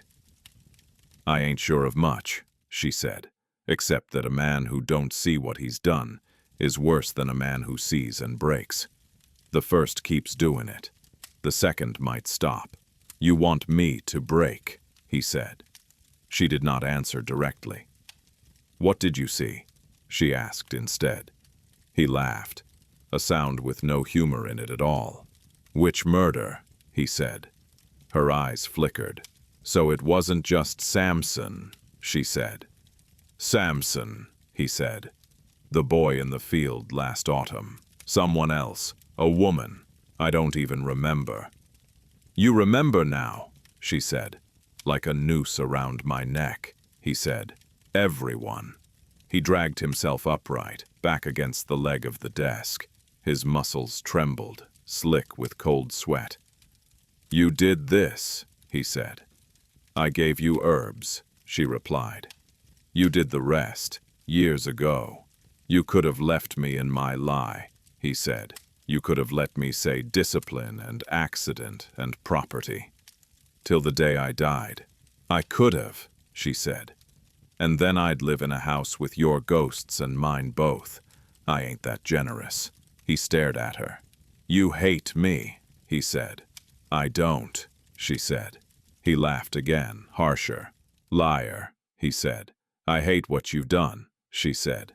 "I hate the part of you that sleeps easy. I hate the part of you that calls men less than nothing with your mouth and then dreams of their fingers on your throat. But you asked me once when we were new, if I could love a man like you. I told you the truth then. I still am." "What truth was that?" he asked bitterly. "That I don't know," she said. "Not yet." He sagged back, exhausted. Outside, the light had shifted. The shadows on the floor had lengthened. Work was ending in the fields. Soon the bell would ring again, calling bodies back to quarters, calling voices into cabins, calling the dark closer. He imagined walking out there and telling them what he'd seen. "I killed Samson. I killed that boy. I killed others I never bothered to count." The thought turned his stomach. "Don't," Eliza said, as if she'd followed it. "Not yet. You just told me to see," he snapped. "Now you tell me to hide." "I told you to see yourself," she said, "not to fling your guts at them and call it confession. That would be for you, not for them." He looked at her. "You want me to sit with this," he said. "In this house, with you." "Yes," she said simply. "Why?" he demanded. "'Cause you never have," she said. "You done things and walked away. You let others carry them. The rope stayed in your hands and you told yourself it didn't. Now you know better." He laughed, but there was no strength in it. "And then what?" he said. "What's at the end of this little catechism of yours? You grind your herbs, you feed me my sins, I choke on 'em. Then what? You stand there at the end with your hands clean and watch me hang." Her eyes went very dark. "That's one way it could go," she said, "if you keep walking the way you been." "And the other," he forced out. She was quiet for a long moment. "Men like you don't often find the other," she said at last. But if you ask, then maybe we look for it." He stared at her. "You talk like some preacher from the other side of the river," he said. "Except he don't sleep in my bed and dose my coffee." "The preacher don't know your real name," she said. He frowned. "My name is Caleb Dent," he said. "Your name is on that ledger," she said, nodding at the book on the desk. "Every man you ever owned got a piece of it. Every rope you ever pulled put another letter in it. You ain't read it yet, not proper." "I just did," he said. "You read numbers," she said, "not what's between 'em." He wanted to throw something. The ledger, the lamp, the basin, the herbs. He did none of those. He pressed his sore palms together until the pain helped him focus. "Tonight," he said. "If I get up, you'll know." "I'll know," she said. "You'll stop me," he said. She tilted her head. "If I can," she said. "And if you can't?" he asked. "Then I'll watch," she said. "And remember, better than you ever have." Her voice was no colder than it had been. It cut colder anyway. That night, he did not take the herbs, not Eliza's.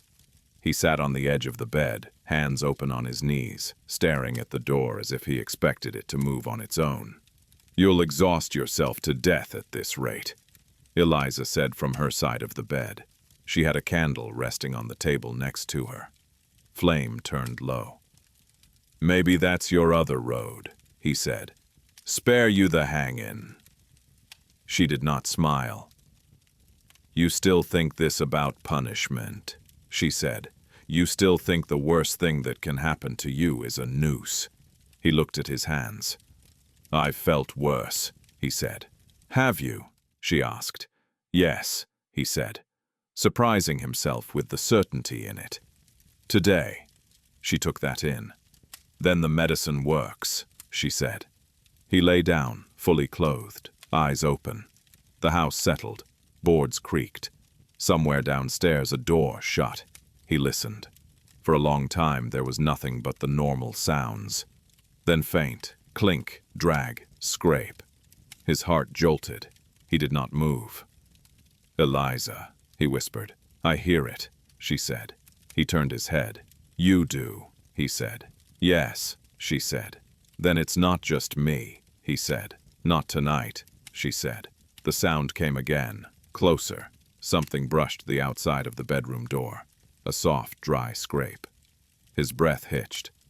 "Eliza," he said again. She blew out the candle. Dark pressed in. "Get up if you're going to," she said softly. "Or stay, but choose." His muscles twitched. The pull in his gut, to stand, to walk, to follow the sound, was strong, like tide on an anchored boat. His fingers dug into the mattress. The chain inside his head tugged. He stayed. The sound moved past the door, down the hall, toward the stairs. For the first time he realized with cold clarity that maybe the rope wasn't in his hands tonight. Maybe it was in someone else's. "Eliza," he breathed. "Who?" She was already sitting up, in the thin light from the window. He saw her silhouette, rigid. "Stay," she said, voice low and hard. "Whatever you hear, stay." He swallowed. "Where are you going?" he asked. "Where I should have been the first time," she said. She stood. Her white nightgown ghosted in the dim as she crossed the room. The door opened without a sound. She slipped into the hall. The door shut. He lay there, every nerve screaming. The house held its breath. From far away, carried up through floor and wall, he heard it again. Clink, drag, scrape. A voice, low, urgent, too muffled to make out words. Another voice, answering, a woman's. For the first time since Samson's body hit the bank, real fear closed around his heart. Not for himself, not for his ledgers or his land, but for something he could not yet name. He stared at the ceiling in the dark and listened as the house he'd always thought of as his own held a conversation without him. Outside, beyond the window, the trees stood black against the sky. At their roots, under fresh-turned earth, something shifted. Not enough to break free. Not yet. Enough to make a sound. Clink, drag, scrape. As if the rope between days had been picked up by a new hand. By the next morning, the story of Samson's death had settled over the plantation, like a low, sour fog. Work resumed because it had to. Cotton did not stop needing picking because a man had stopped breathing. H did not fatten themselves. Fences did not mend by their own will. Ezra barked orders a little louder than usual, his whip riding lower on his hip. The curve of it, a not-so-subtle reminder that some things had not changed. But something had. Caleb felt it in the way eyes slid from him faster than before.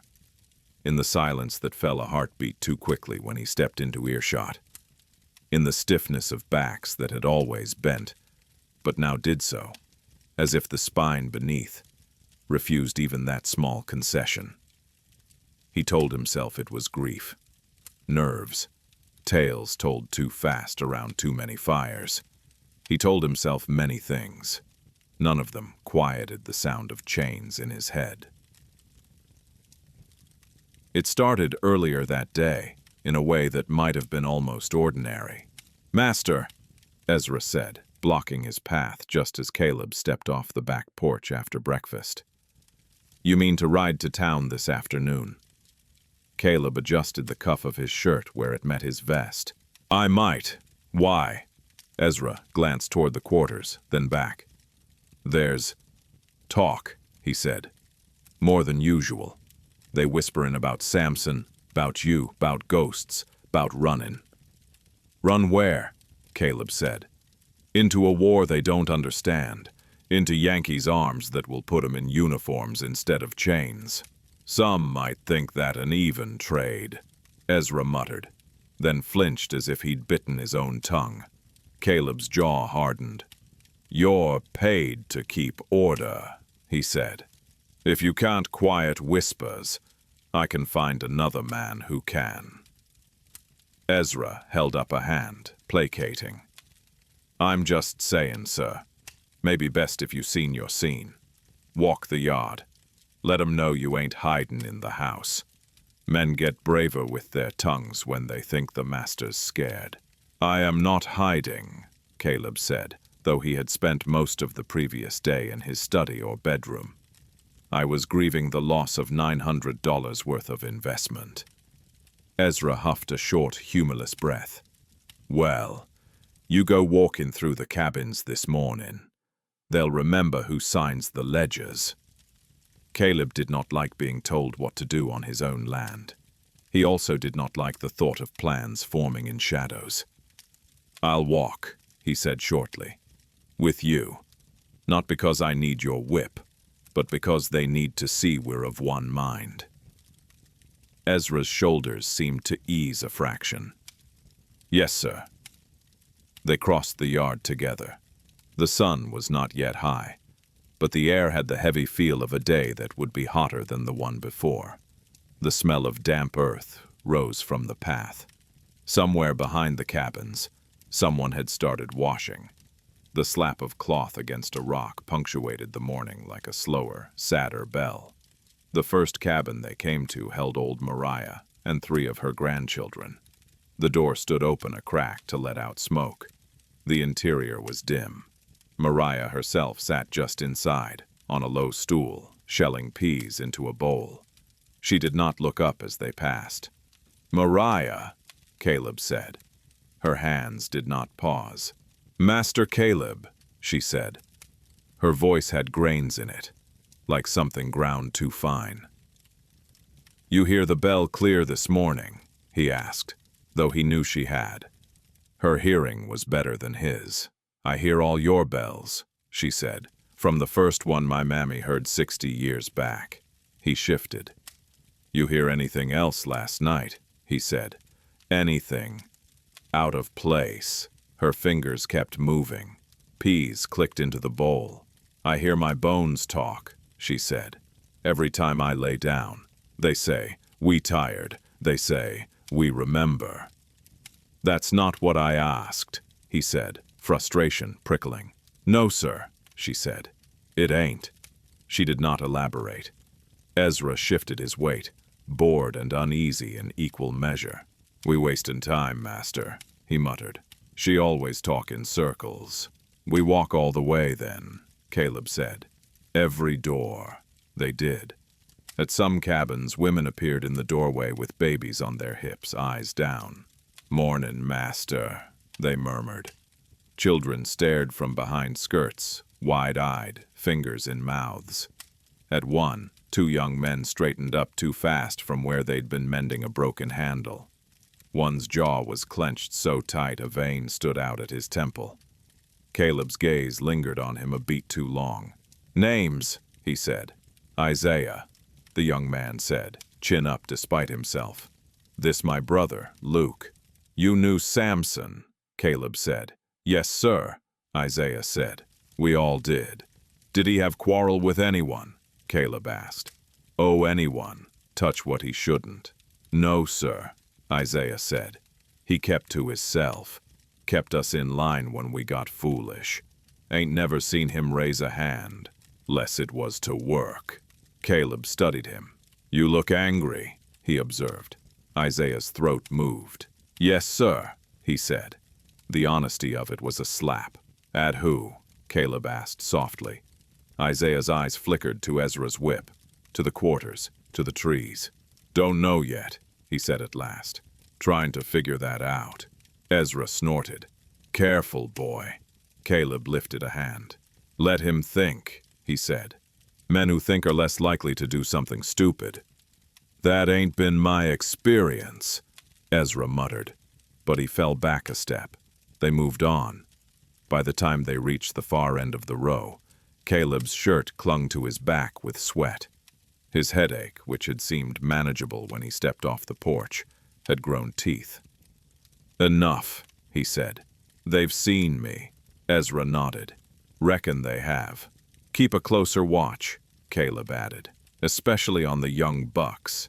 If anyone decides to take Samson's death as a reason to test me, I want to know before they get as far as the fence." "Yes, sir," Ezra said. "You think they'd try something on you, not on each other?" Caleb thought of Daniel's small voice. "Maybe something else, walkin' with your voice." Of Josiah's thin rasp. "I seen a man walk in the yard who wasn't in his right mind." "At this point," he said quietly, "I'm not sure what they'll try, or who." The third night after Samson's death, the Chains did not wait for sleep. They came as Caleb sat alone in the parlor, a book open on his lap. Eliza had withdrawn early, claiming a headache of her own. Her sewing lay abandoned in the basket by her chair, a dark, half-finished dress spilling over the rim like a shadow caught mid-movement. The house had gone quiet in the way big houses did after dark, every small noise exaggerated by the lack of conversation. He tried to read. It was a collection of sermons someone had left years ago, filled with talk of duty and righteousness and the natural order of things. The words blurred, refused to settle. From somewhere near the back door came the sound. Clink, not loud, not even close, just there. He froze. "No," he said aloud, to no one. "Not now, not tonight." As if sound obeyed spoken wishes, silence followed. He laughed at himself under his breath, a short, brittle thing. Then the drag came, soft, steady, as if someone had adjusted their grip. He shut the book, left it on the table, face down, spine protesting. He crossed the room. The back hallway was darker than the front. The lamp there turned low to save oil. The air smelled faintly of flour and smoke from the kitchen, long banked but never quite fully asleep. He reached the door, put his hand on the latch. He hesitated. It would be so easy to turn back, to go upstairs, to pour whatever Eliza had left him into a glass and drink until the lines between dream and waking blurred enough that he could blame everything on plants and exhaustion. Instead, he opened the door. Night met him with open arms. The yard lay as it always did at that hour, Cabins hunched, dark, the big house's white face turned gray under the moon. The trees at the edge a jagged black wall. Fireflies marked scattered random stars of their own along the fence line. Clink. This time the sound came from his right, from the direction of the old tool shed. He turned. The shed sat a little apart from the other outbuildings, its roof sagging, its door hanging slightly crooked on one hinge. It had been fuller once. Plows, extra hose, old saddles stacked and leaned. Over the years, newer structures had taken most of its work, leaving it a place for leftover things that felt too solid to burn and too worn to use. And sometimes a place to put a man who needed reminding. His heart thudded. "Who's there?" he called. No answer. He walked toward it. The dry grass brushed his ankles. Crickets hushed as he passed, then started up again behind him. At the shed door, he paused. The wood was rough under his palm. He pushed it open. The smell hit him first. Not rot, not yet. Sweat, old hay, damp wood, iron, chains. A lantern sat on a crate in the far corner. Its flame turned down to a dull ember. Someone had been here recently enough to leave light, but not generous enough to waste oil. On the back wall, above a rough bench, a set of manacles hung from a beam. An old whip coiled beside them, its leather cracked. In the center of the floor, on the packed dirt, someone knelt. Isaiah. His wrists were bound in front of him with a length of rope. A thin trickle of blood ran from the corner of his mouth. His left eye was already swelling. Ezra stood over him, whip in hand. He looked up as Caleb stepped inside. "Sir," he said. There was sweat on his brow, his hair damp at the temples. "What is this?" Caleb asked, his voice low. "Found him by the fence," Ezra said, "near the north post. Too near for my liking. Said he was taking the night air." His lip curled. "At this hour, with that look on his face." Isaiah's chest rose and fell, fast. "I wasn't running," he said. The rope at his wrists jerked with each breath. "Ain't never stepped past the line. Ask the dogs. They ain't barked." "Why were you there?" Caleb demanded. Isaiah lifted his chin. "Samson's grave that way," he said. "You put him so far out I got to walk half a field to talk to him. I needed words." "You can talk to the dead in the daylight," Ezra sneered. "You skulking at the fence at night, you asking to be taken for a runaway. You know the rules." He lifted the whip a little, the motion casual. Caleb's gaze dropped to Isaiah's bound wrists, to the rope, to the faint red grooves already forming where it bit skin. For a heartbeat, his vision shifted. The rope was thicker, darker, around a throat, not wrists. His own hands pulled, muscles burning. He blinked. The shed snapped back into place. Clink. The sound came from above, where the manacles swung slightly on their hook, though no breeze moved through the closed space. He swallowed. "Untie him," Caleb said. Ezra stared. "Sir?" "You heard me," Caleb said. "He says he wasn't running. You didn't see him cross the line. The dogs didn't raise hell.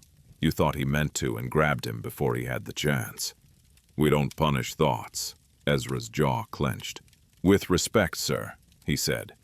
"A man who walks that close to the road in the dead of night ain't thinking about the Lord's Prayer.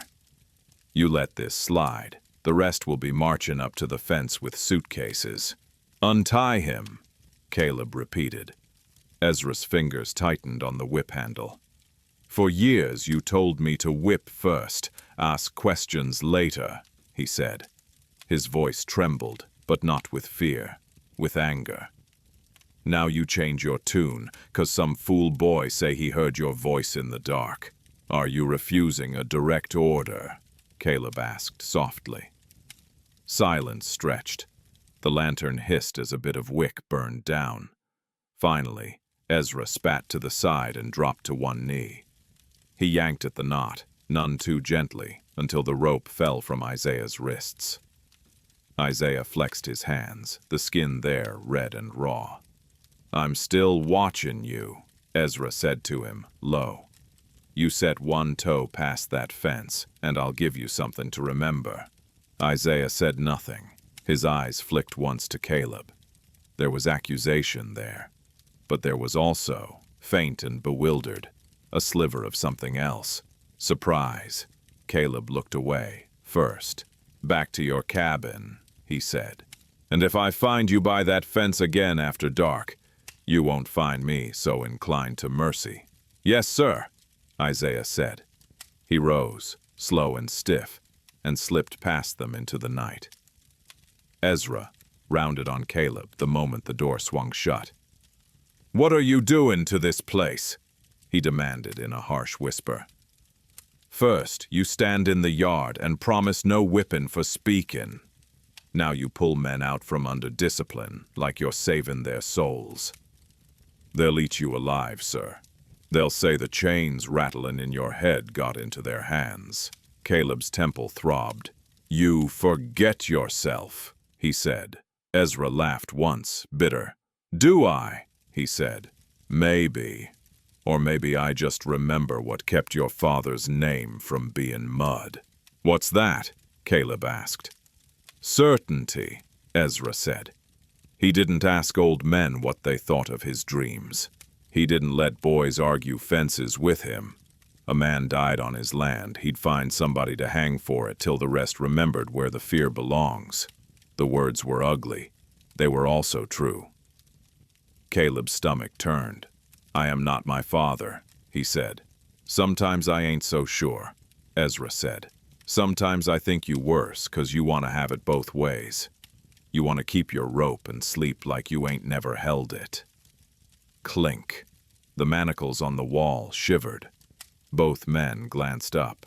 For a second, the iron circlets looked almost like eyes. Watching, Ezra spat again. "Place is cursed," he muttered. "You let 'em talk like that. Let old Josiah preach his ghost sermons. Let the women hum their heathen songs. You'll have more than one Samson in the creek." He brushed past Caleb, shoulder knocking his in the narrow space, and stalked out. The door banged shut behind him, the latch rattling. Caleb was left alone with the smell of ropes and iron. He stood there, hands at his sides, fingers twitching.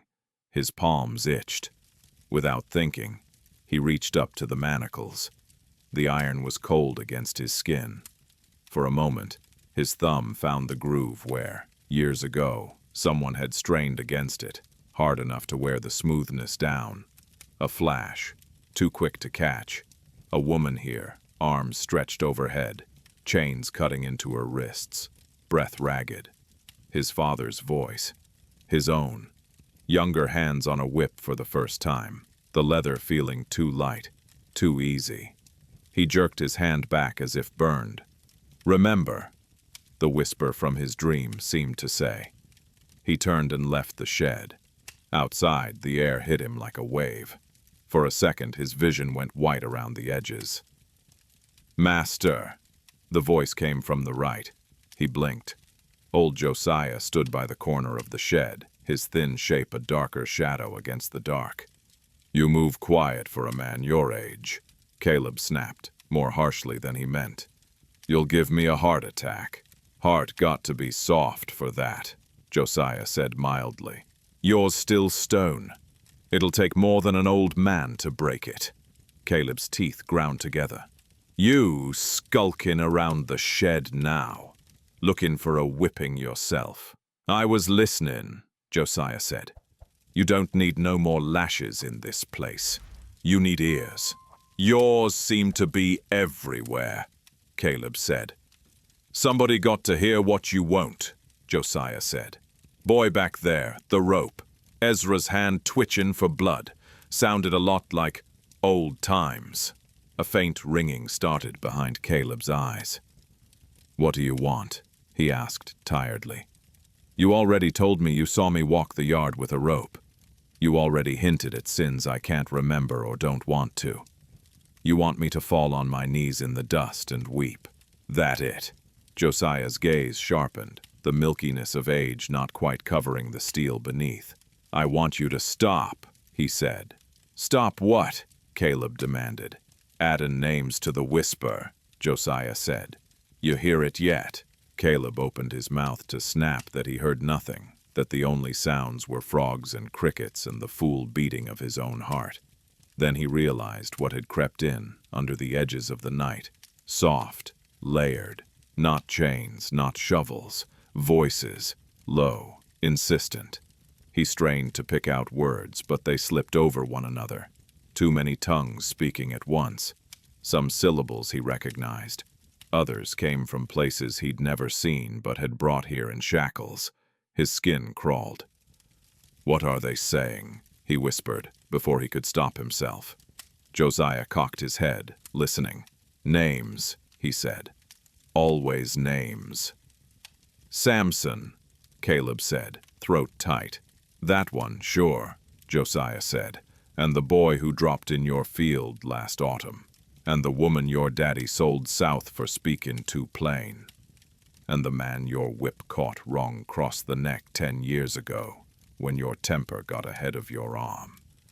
And some you don't even remember, 'cause a ledger line was all they got." Caleb's knees felt weak. He reached out blindly, his hand finding the rough corner of the shed, wood scraping his palm. "They're not real," he said. They're in my head." "Head's part of you," Josiah said. "Ain't less real 'cause it inside." He took a couple of careful steps closer. "You startin' to feel it, master. Rope cut both ways. One side round a man's neck, other side round the mind of the one holdin' it. Y'all just don't notice till it pull tight." Caleb wanted to laugh. He couldn't. "Your people's superstition," he said hoarsely. "Herbs and whispers and ghosts." Josiah's eyes flicked, quick and knowing, toward the big house. "Herbs," he repeated. "That wife of yours know a thing or two, I reckon." Caleb straightened. "Leave Eliza out of your tales," he snapped. "Can't," Josiah said. "She in all of 'em, whether you hear it or not." "What's that supposed to mean?" Caleb demanded. Josiah only shook his head. "You go on back to your bed, Master Caleb," he said. "Dream your dreams. Hear what you can. Dark workin' on you. So is she. One way or 'nother, you gon' meet yourself before this done."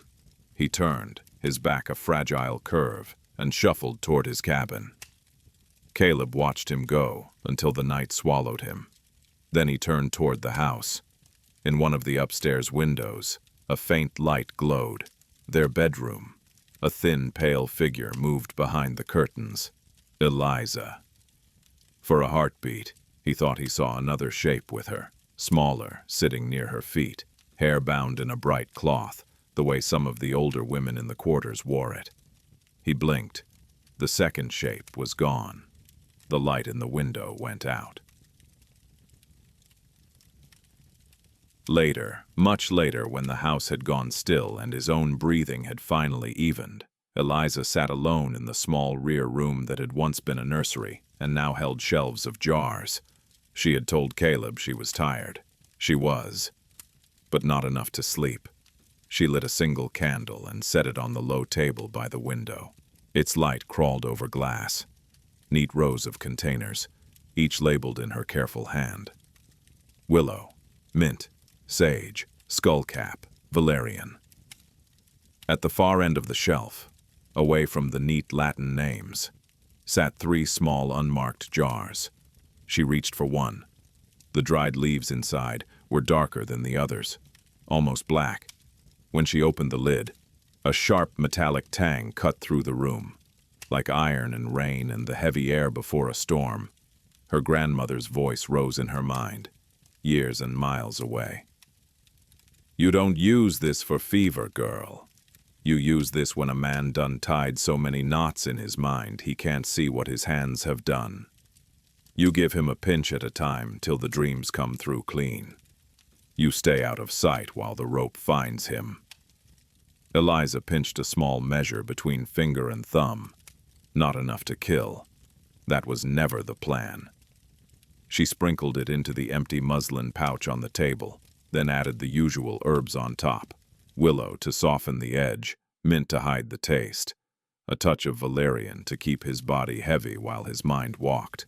She tied the string tight. Her hands were steady. Her heart was not. On the wall opposite, a small faded portrait hung in a cheap frame. A woman looked out from it, her features like Eliza's but darker, her hair wrapped, her eyes full of something that had never fully made it into Eliza's. "Grandmama," Eliza whispered, half mocking, half pleading.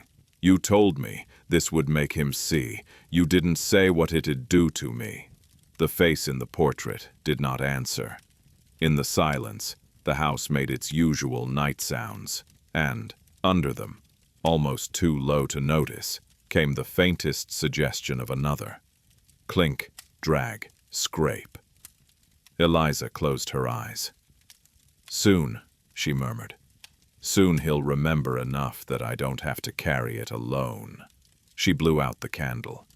In the dark that followed, the severed echo of chains seemed for the first time to hesitate, as if whatever dragged them had stopped, just for a moment, to listen, to breathe, to wait for the next step. By the time the first frost silvered the fields, the war had come closer on the maps and closer in Caleb's head. Letters arrived stained with dust and sweat, speaking of battles in Virginia, of boys from the county dead or missing, of talk in town that the North would make the South pay in blood and iron.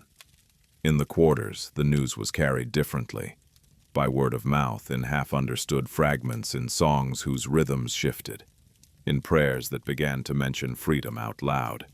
On the plantation, nothing and everything had changed.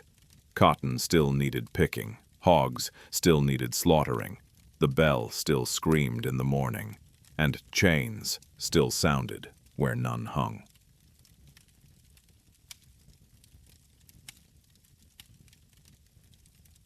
The dreams did not stop. They did not always bring him to the creek. Sometimes they took him other places, back to that shed, to a tree near the far field where a man had once been tied for a whipping that had gone too far, to the road where a woman had knelt with her hands bound while a trader haggled with Caleb's father over her price. But Samson was always there, somewhere at the edges, watching, waiting. Eliza's herbs did their work with cruel patience. Some nights the fog was thicker. He would wake with only the sense of weight and the ache of his hands, the details slipping away like water. Other nights, the fog thinned just enough, and the images came sharp and bright, leaving no room for doubt. He had killed Samson, not with rage, not with wild loss of control, with a cold, tight purpose he could not quite remember choosing. The dreams didn't tell him why. The waking world began to answer. One afternoon, weeks after the funeral, Caleb came upon Ruth and Dorothy talking near the pump. He hadn't meant to overhear. He'd been coming around the corner of the house, intending to tell Ezra to send a crew to mend a broken fence post by the north boundary. The women's voices floated to him on the crisp air before he stepped into view. "I seen him," Dorothy was saying, her hands plunged into the cold water of the trough, red to the wrists, eyes wide open, like he's still asking how. Ruth's broad back was to Caleb. She was scrubbing a pot with a vengeance that made the metal ring. "He know how," Ruth said, somewhere in that thick head. "He just don't want the knowing." Dorothy's shoulders hunched. "Eliza say he rememberin' more," she said. "Say it hurt him." Ruth snorted. "Good. Hurt as a teacher. Your boy felt it. 'Bout time Master did too." Dorothy was quiet a moment. "You think she right?" she asked. "You think this the way?" Ruth's scrubbing slowed. "I think," she said. "A man who never felt the rope on his own mind. Don't never see it on other folks' necks. Eliza making him look. Don't know what he gon' do when he see. But at least he can't say he didn't. Dorothy's voice went small. And if he lash out, like a beast that suddenly know it chained. You got your children, Ruth said. You got your wits. You got us. You got the Lord. He got nothing but land and ghosts. I like your odds better. Caleb stepped back the way he'd come, the words crawling under his skin. Eliza was talking to them, not just as mistress, as something else. He found her later in the little rear room with the jars. She sat by the window mending a shirt of his with small, precise stitches. The light was thin. The day had gone gray early. You're turning my slaves into philosophers, he said. She did not look up. They were thinking long before you noticed, she said. I'm just giving them different words.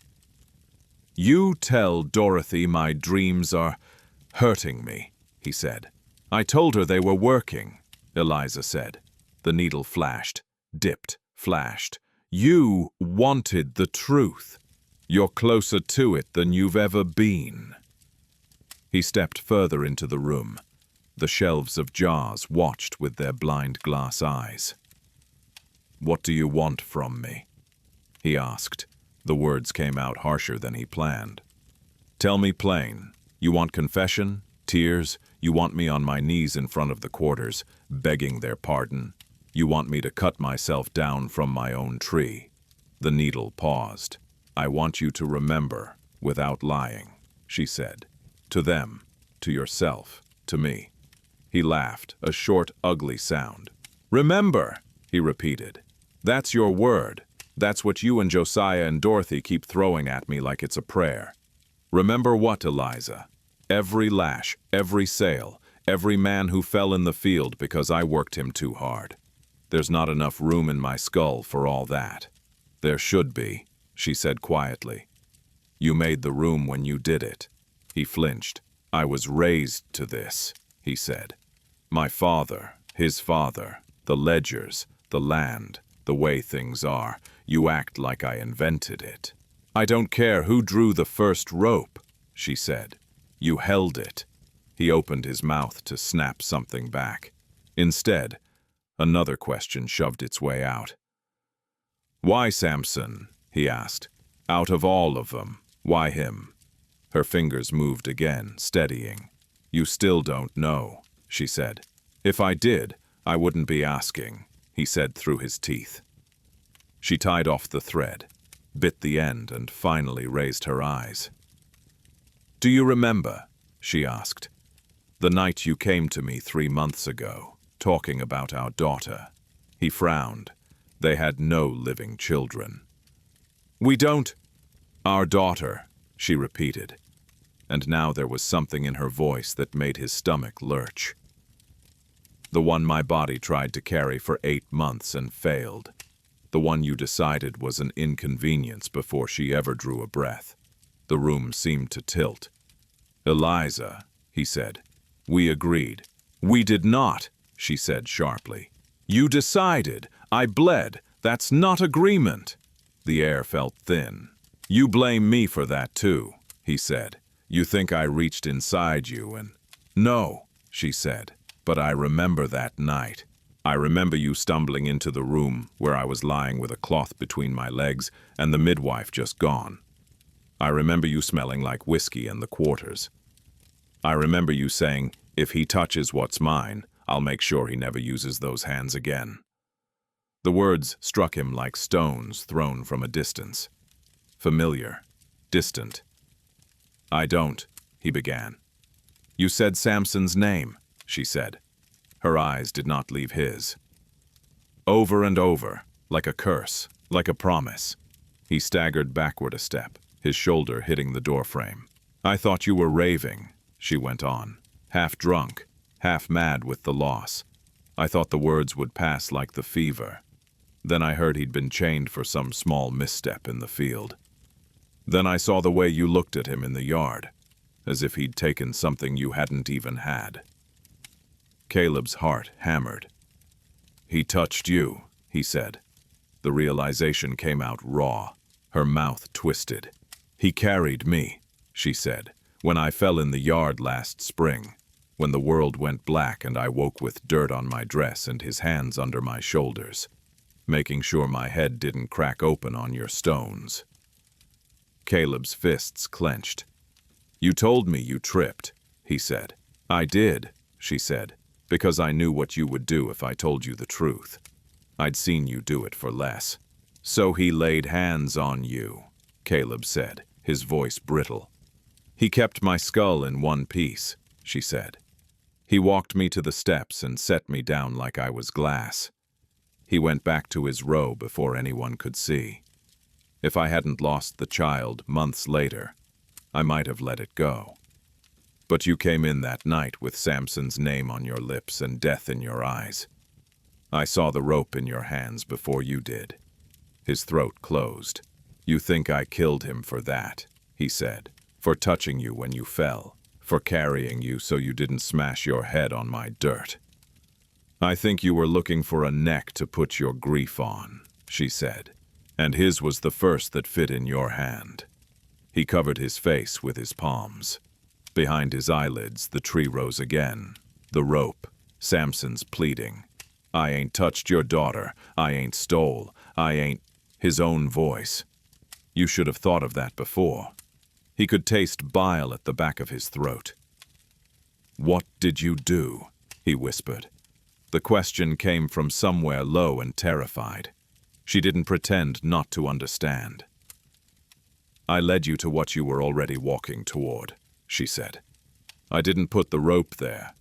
You did. I made sure you saw it after. He dropped his hands. You made me kill him, he said. No, she said. You were going to, whether I lifted a leaf or not. The night you said his name like that, I knew. I could have tried to talk you down. I could have begged. I had before. You listened for a day, then forgot. So I did something else. What? He asked. I made sure you wouldn't forget this one, she said. Ever. He stared at her. You poisoned me, he said. I gave you truth, she said. Dried and crushed and sewn into a little bag. Enough to loosen the knots you tied round your own mind. Enough to make your dreams loud enough that the rest of us didn't have to scream. His laugh came out wild. You call that mercy, he said. I didn't say it was mercy, she said. For you. Silence stretched. On the shelf behind her, one of the little unmarked jars caught what little light there was and glinted. You could have left, he said suddenly. The thought had never occurred to him before. You. Your mother's people. You could have gone north or west. Married someone who never owned another soul. You didn't have to stay here and season me like a pot. Her gaze hardened. You think I stayed for you, she said. I stayed because this land has my people's bones in it as much as yours. Because my grandmother fed this dirt with her tears and herbs both. Because my mother died in that room down the hall while your father counted profit. Because leaving would have meant letting you write all the stories. He swallowed. The chains, somewhere out of sight, clinked once in his skull, sharp enough to make him flinch. So what now? He said. You've dragged me to the rope. You've made me see my own hands on it. You've told me why. What's the end of this, Eliza? You want me to go down to the creek and throw myself in. Her eyes flicked, almost involuntarily, toward the window. Outside, the light was fading. Evening crept in on long shadows. Reckoning, she said. That's the end. With who? He asked.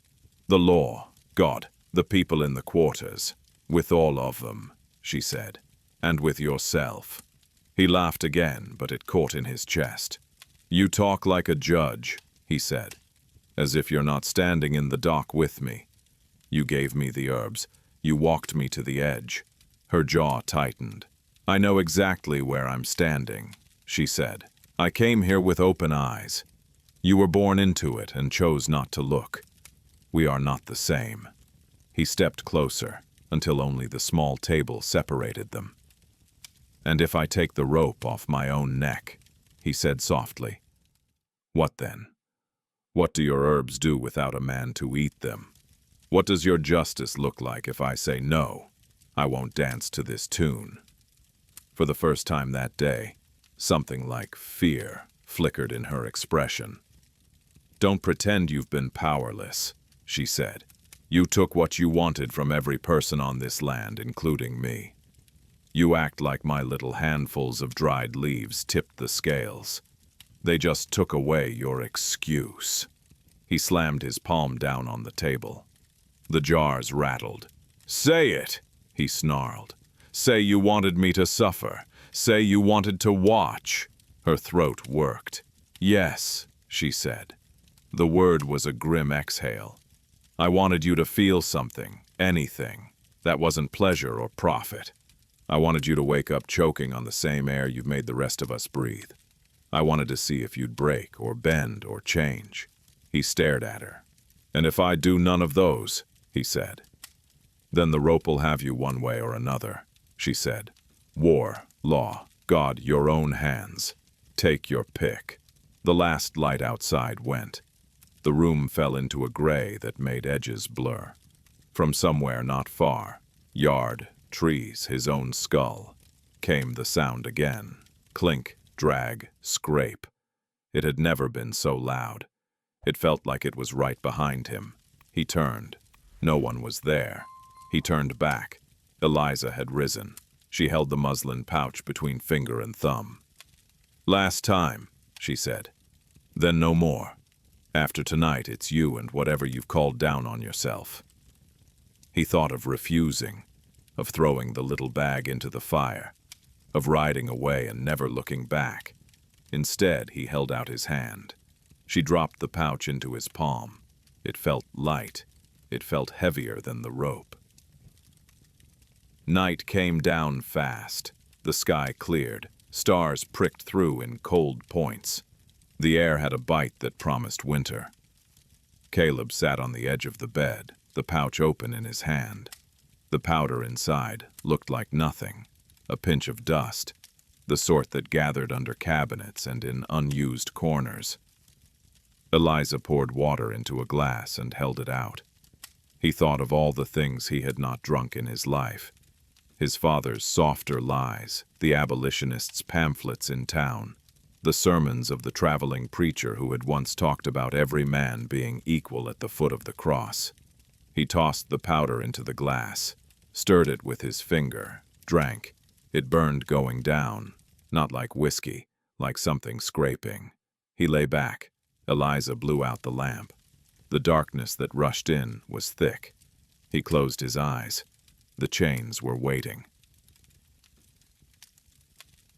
This time, there was no slow walk from house to yard. No blurred edges. He was simply there, standing in the clearing at the edge of the trees, the creek whispering nearby. The burial ground stretched around him, mounds of dirt marked by rough wooden crosses or stones or nothing at all. The air smelled of damp earth and old grief. Figures stood among the graves. Not solid, not quite transparent. Men, women, children. Chains clinked softly when they moved, though he could not see them. Samson stood near the crooked cross that marked his own resting place. He looked much as he had in life, but taller, somehow, as if freed of the habitual stoop labor had carved into him. The rope mark around his throat was a dark, ugly ring. "Master," he said. Caleb's tongue stuck to his teeth. "Samson," he managed. "You remember now," Samson said. It was not a question. Caleb swallowed. "I remember," he said. The words came hard like stones. "I remember taking you from your bunk. I remember the chain on your wrist. I remember the rope.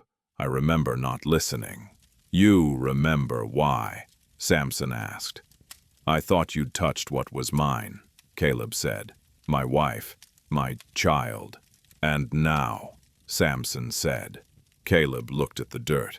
"At least half of that was never mine," he said.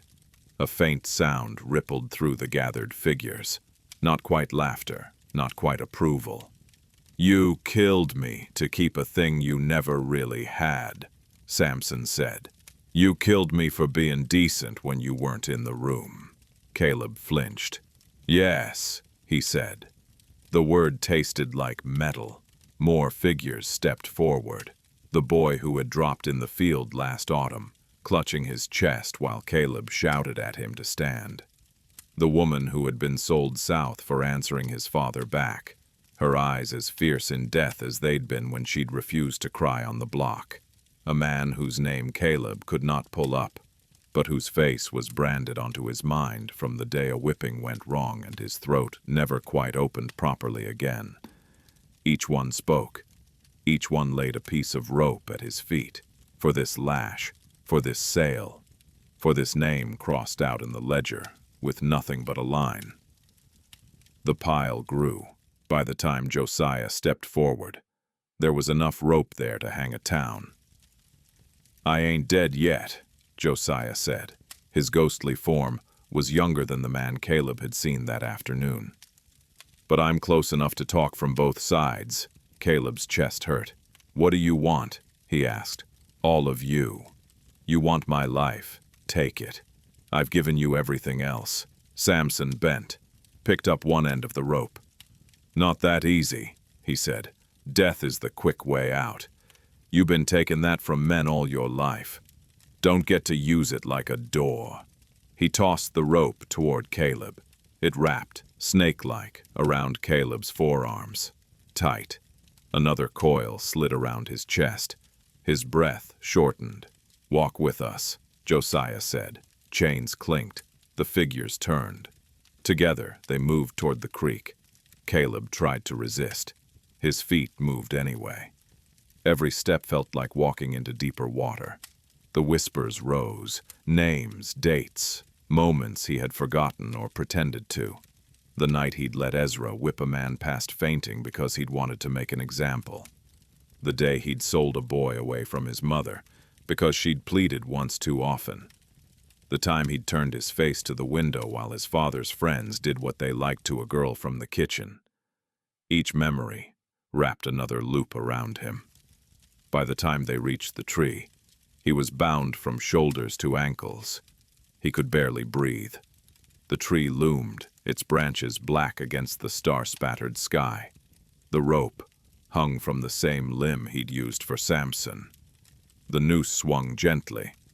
"You called us with your hands," Samson said. "Your wife just made sure you could hear the echo." Caleb's throat burned. "Is she here?" he asked. "Eliza." The figures shifted.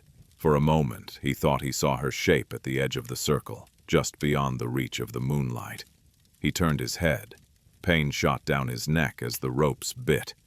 "She not ours," Josiah said. "Not yet. She walk a line. Stand back from the tree, but near enough to see." Caleb's vision blurred.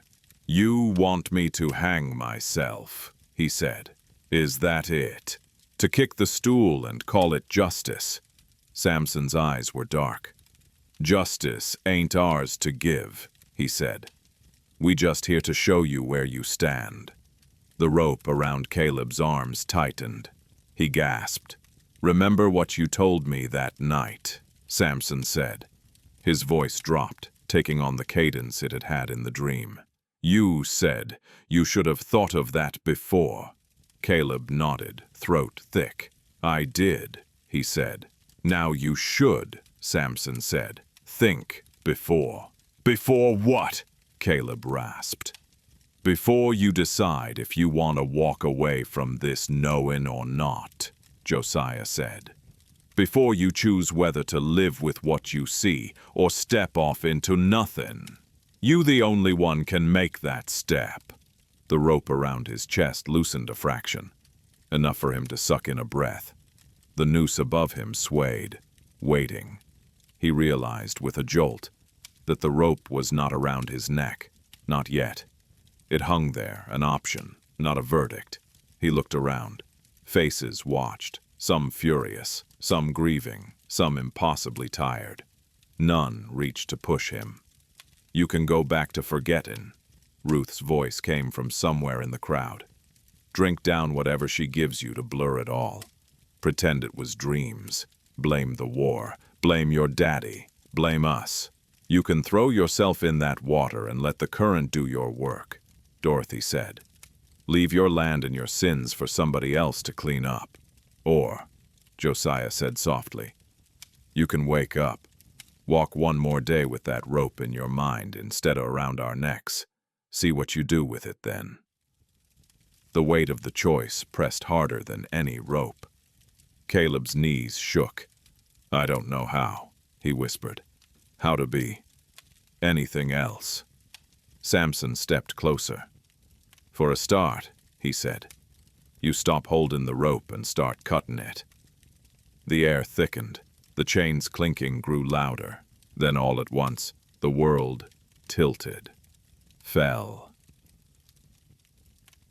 He woke with his own shout in his throat. The ceiling loomed above him. His chest heaved. His arms were free. His palms burned. Eliza, he gasped. No answer. He turned his head. Her side of the bed was empty. The faintest gray seeped around the curtains. Dawn. He swung his legs over the side. His body felt wrung out, as if he'd run miles. The sound of the bell cut through the quiet. Once, twice, 3 times. He flinched. Clink, drag, scrape. The chains were louder than the bell now. He forced himself up. His feet carried him to the window. He yanked the curtain aside. The yard lay in the cold early light. Slaves lined up, breath smoking in the air. Ezra stalked in front of them. Eliza stood on the porch, shawl wrapped tight, watching. Her face was pale, her posture straight. He could not see her hands. He dressed without calling for help. His fingers fumbled with buttons. He nearly tore the shirt. The stairs seemed steeper than usual. By the time he stepped onto the porch, the headache had started. A low, steady throb. Every sound was too clear. Every breath, every shuffle, every clink of chain in the line. Master, Ezra said. We were about to.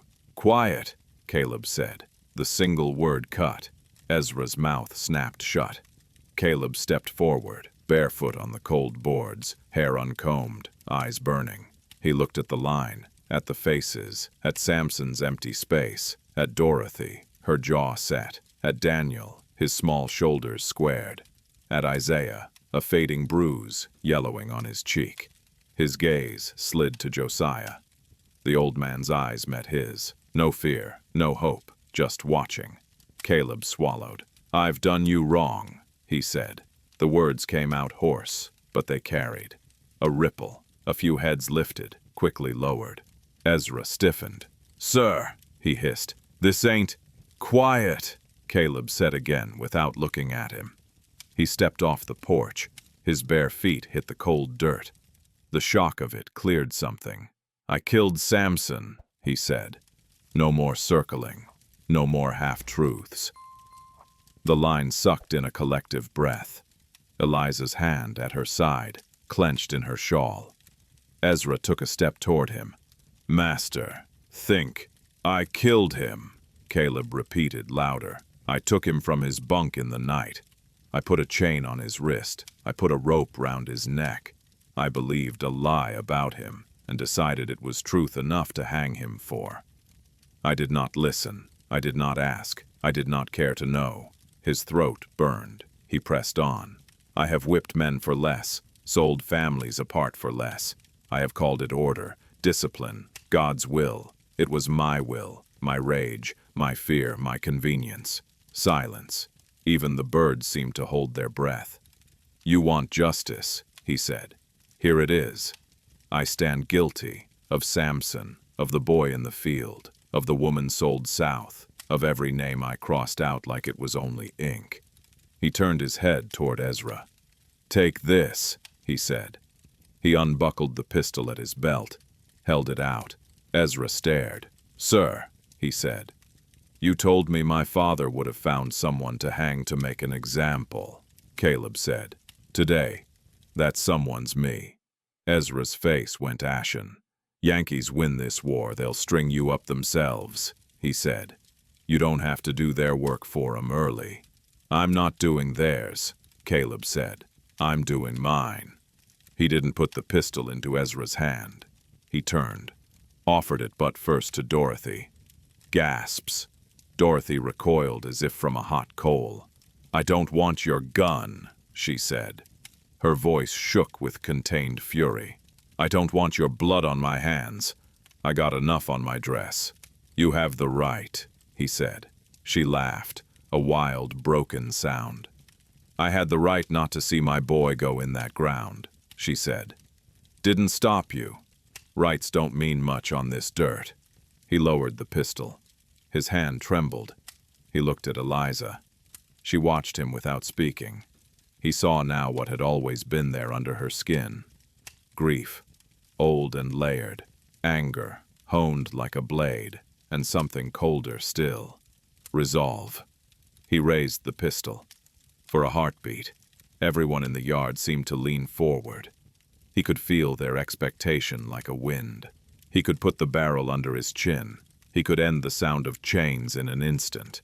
He thought of the rope in his dream, swinging, unused, of Josiah's voice. Death is the quick way out. Truth is slower. He lowered the pistol. His arm shook with the effort.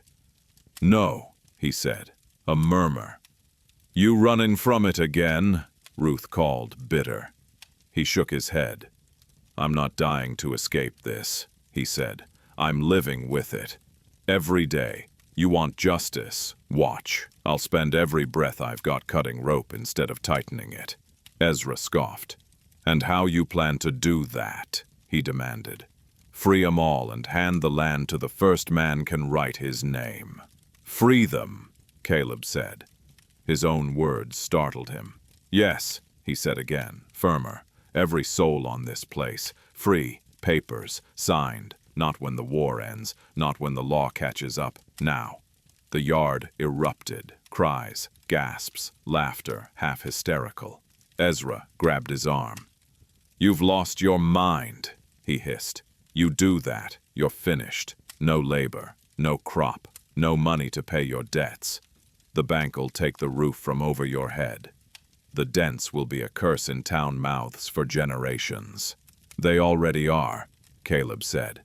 At least this curse will be earned in the open. Eliza's eyes widened, the first crack in her composure. You don't know what you're saying, she whispered. He looked at her. Yes, I do, he said. For the first time. He turned back to the line. You are free, he said. The words felt strange, like using a limb he'd forgotten he had. By my hand. Not because of some man in a capital. Because I owe you that much and more. You can stay and work for pay if you choose. You can go if you'd rather. But you will not stand in this yard as my property again. The chains in his head clanged so loudly, he almost reeled. No physical iron fell, no visible ropes snapped, but something shifted in the air. In the way, back straightened. In the way, eyes met his. Not with obedience, not with gratitude, with shock, with disbelief, with the first thin sliver of something that might, someday, be something else. Paper, Josiah rasped. His voice was clear, cutting through the noise. Words on your tongue ain't enough. We seen too many promises float off in the wind. You'll have papers, Caleb said. In town, witnessed, stamped. I'll take whoever wants to go myself. You expect us to trust you in a wagon, Isaiah said. His laugh was harsh. To take us to the courthouse, not the trader. No, Caleb said. I expect you to come armed with the knowledge that every night between now and then, I'll have to sleep with the sound of those chains whether you believe me or not. He dropped the pistol in the dirt, stepped back from it. Take it, he said. Any of you. If you think my death helps more than my life with a rope around my mind. I won't stop you. No one moved. The gun lay between them, small and heavy and impossibly loud in its silence. A wind stirred, cold on their faces. Ruth folded her arms. "You want to pay," she said. "Good. You write them papers. You give them what you got. You live with us as neighbors, not as master. You walk into town beside us while white men stare. You let your friends spit when you pass, 'cause you broke the circle. That a harder hangin' than any tree can do." Caleb nodded. "If I live long enough to see that," he said quietly, "maybe it will be something like justice." Dorothy's eyes shone with unshed tears. "You think this make us forget?" she asked. "My boy in the ground." "No," he said. "You should never forget." "I won't. That's the point." She looked at him for a long time. Then she bent, picked up the pistol. The sound of metal in her hand was small and absolute. She weighed it, turned, walked to the edge of the yard, and flung it hard into the trees. They heard it crash through branches, splash in the creek, clink, drag, scrape. The echo rippled through the morning. Everyone listened. Nothing else moved. "Fine," Dorothy said. "You live. You do what you say. You fail, that creek'll take you without our help." She turned away, walked back to her place in the line. Slowly, one by one, the others followed. Not in obedience, not yet in any real trust, but in a new kind of order. One they hadn't chosen, but one that, for the first time, had shifted a fraction toward them. Ezra stood alone now, whip limp at his side, eyes wild. "You can't do this," he said to Caleb. "You can't undo it all in a morning. Law or no law, God made the world a certain way." "God didn't write my ledgers," Caleb said. "I did. And her," Ezra spat, jerking his head toward Eliza. "She put the devil in your drinks. You think this is all your idea." Caleb looked at Eliza. Her face was unreadable. Her hands were still clenched in her shawl, knuckles white. "She gave me the rope," he said. "I decided whether to pull." He stepped back onto the porch. Every movement felt like wading through thick water. At the top of the steps, he paused, turned. "You're free," he said again, softer. "Now I get to find out if I am." He went inside. The door closed behind him. For a few long breaths, the yard was still. Then voices rose, not in cheer, not in song, in argument, in disbelief, in the beginning of planning. Ezra spat in the dirt and stalked toward the barn, muttering curses under his breath about madmen and traitors and war-making fools of everybody. Dorothy stood with her hands on her hips, head bowed. Daniel looked up at Josiah. "What we do now?" he asked. Josiah's gaze went to the house, to the window of the little rear room. Through the glass, barely visible, a figure stood. Not Caleb, Eliza. Her face was pale, her eyes were wet, her lips moved. No one down below could hear what she said. But if one had been close enough, they might have caught the words. "I led you here," she whispered. "Now walk the rest yourself."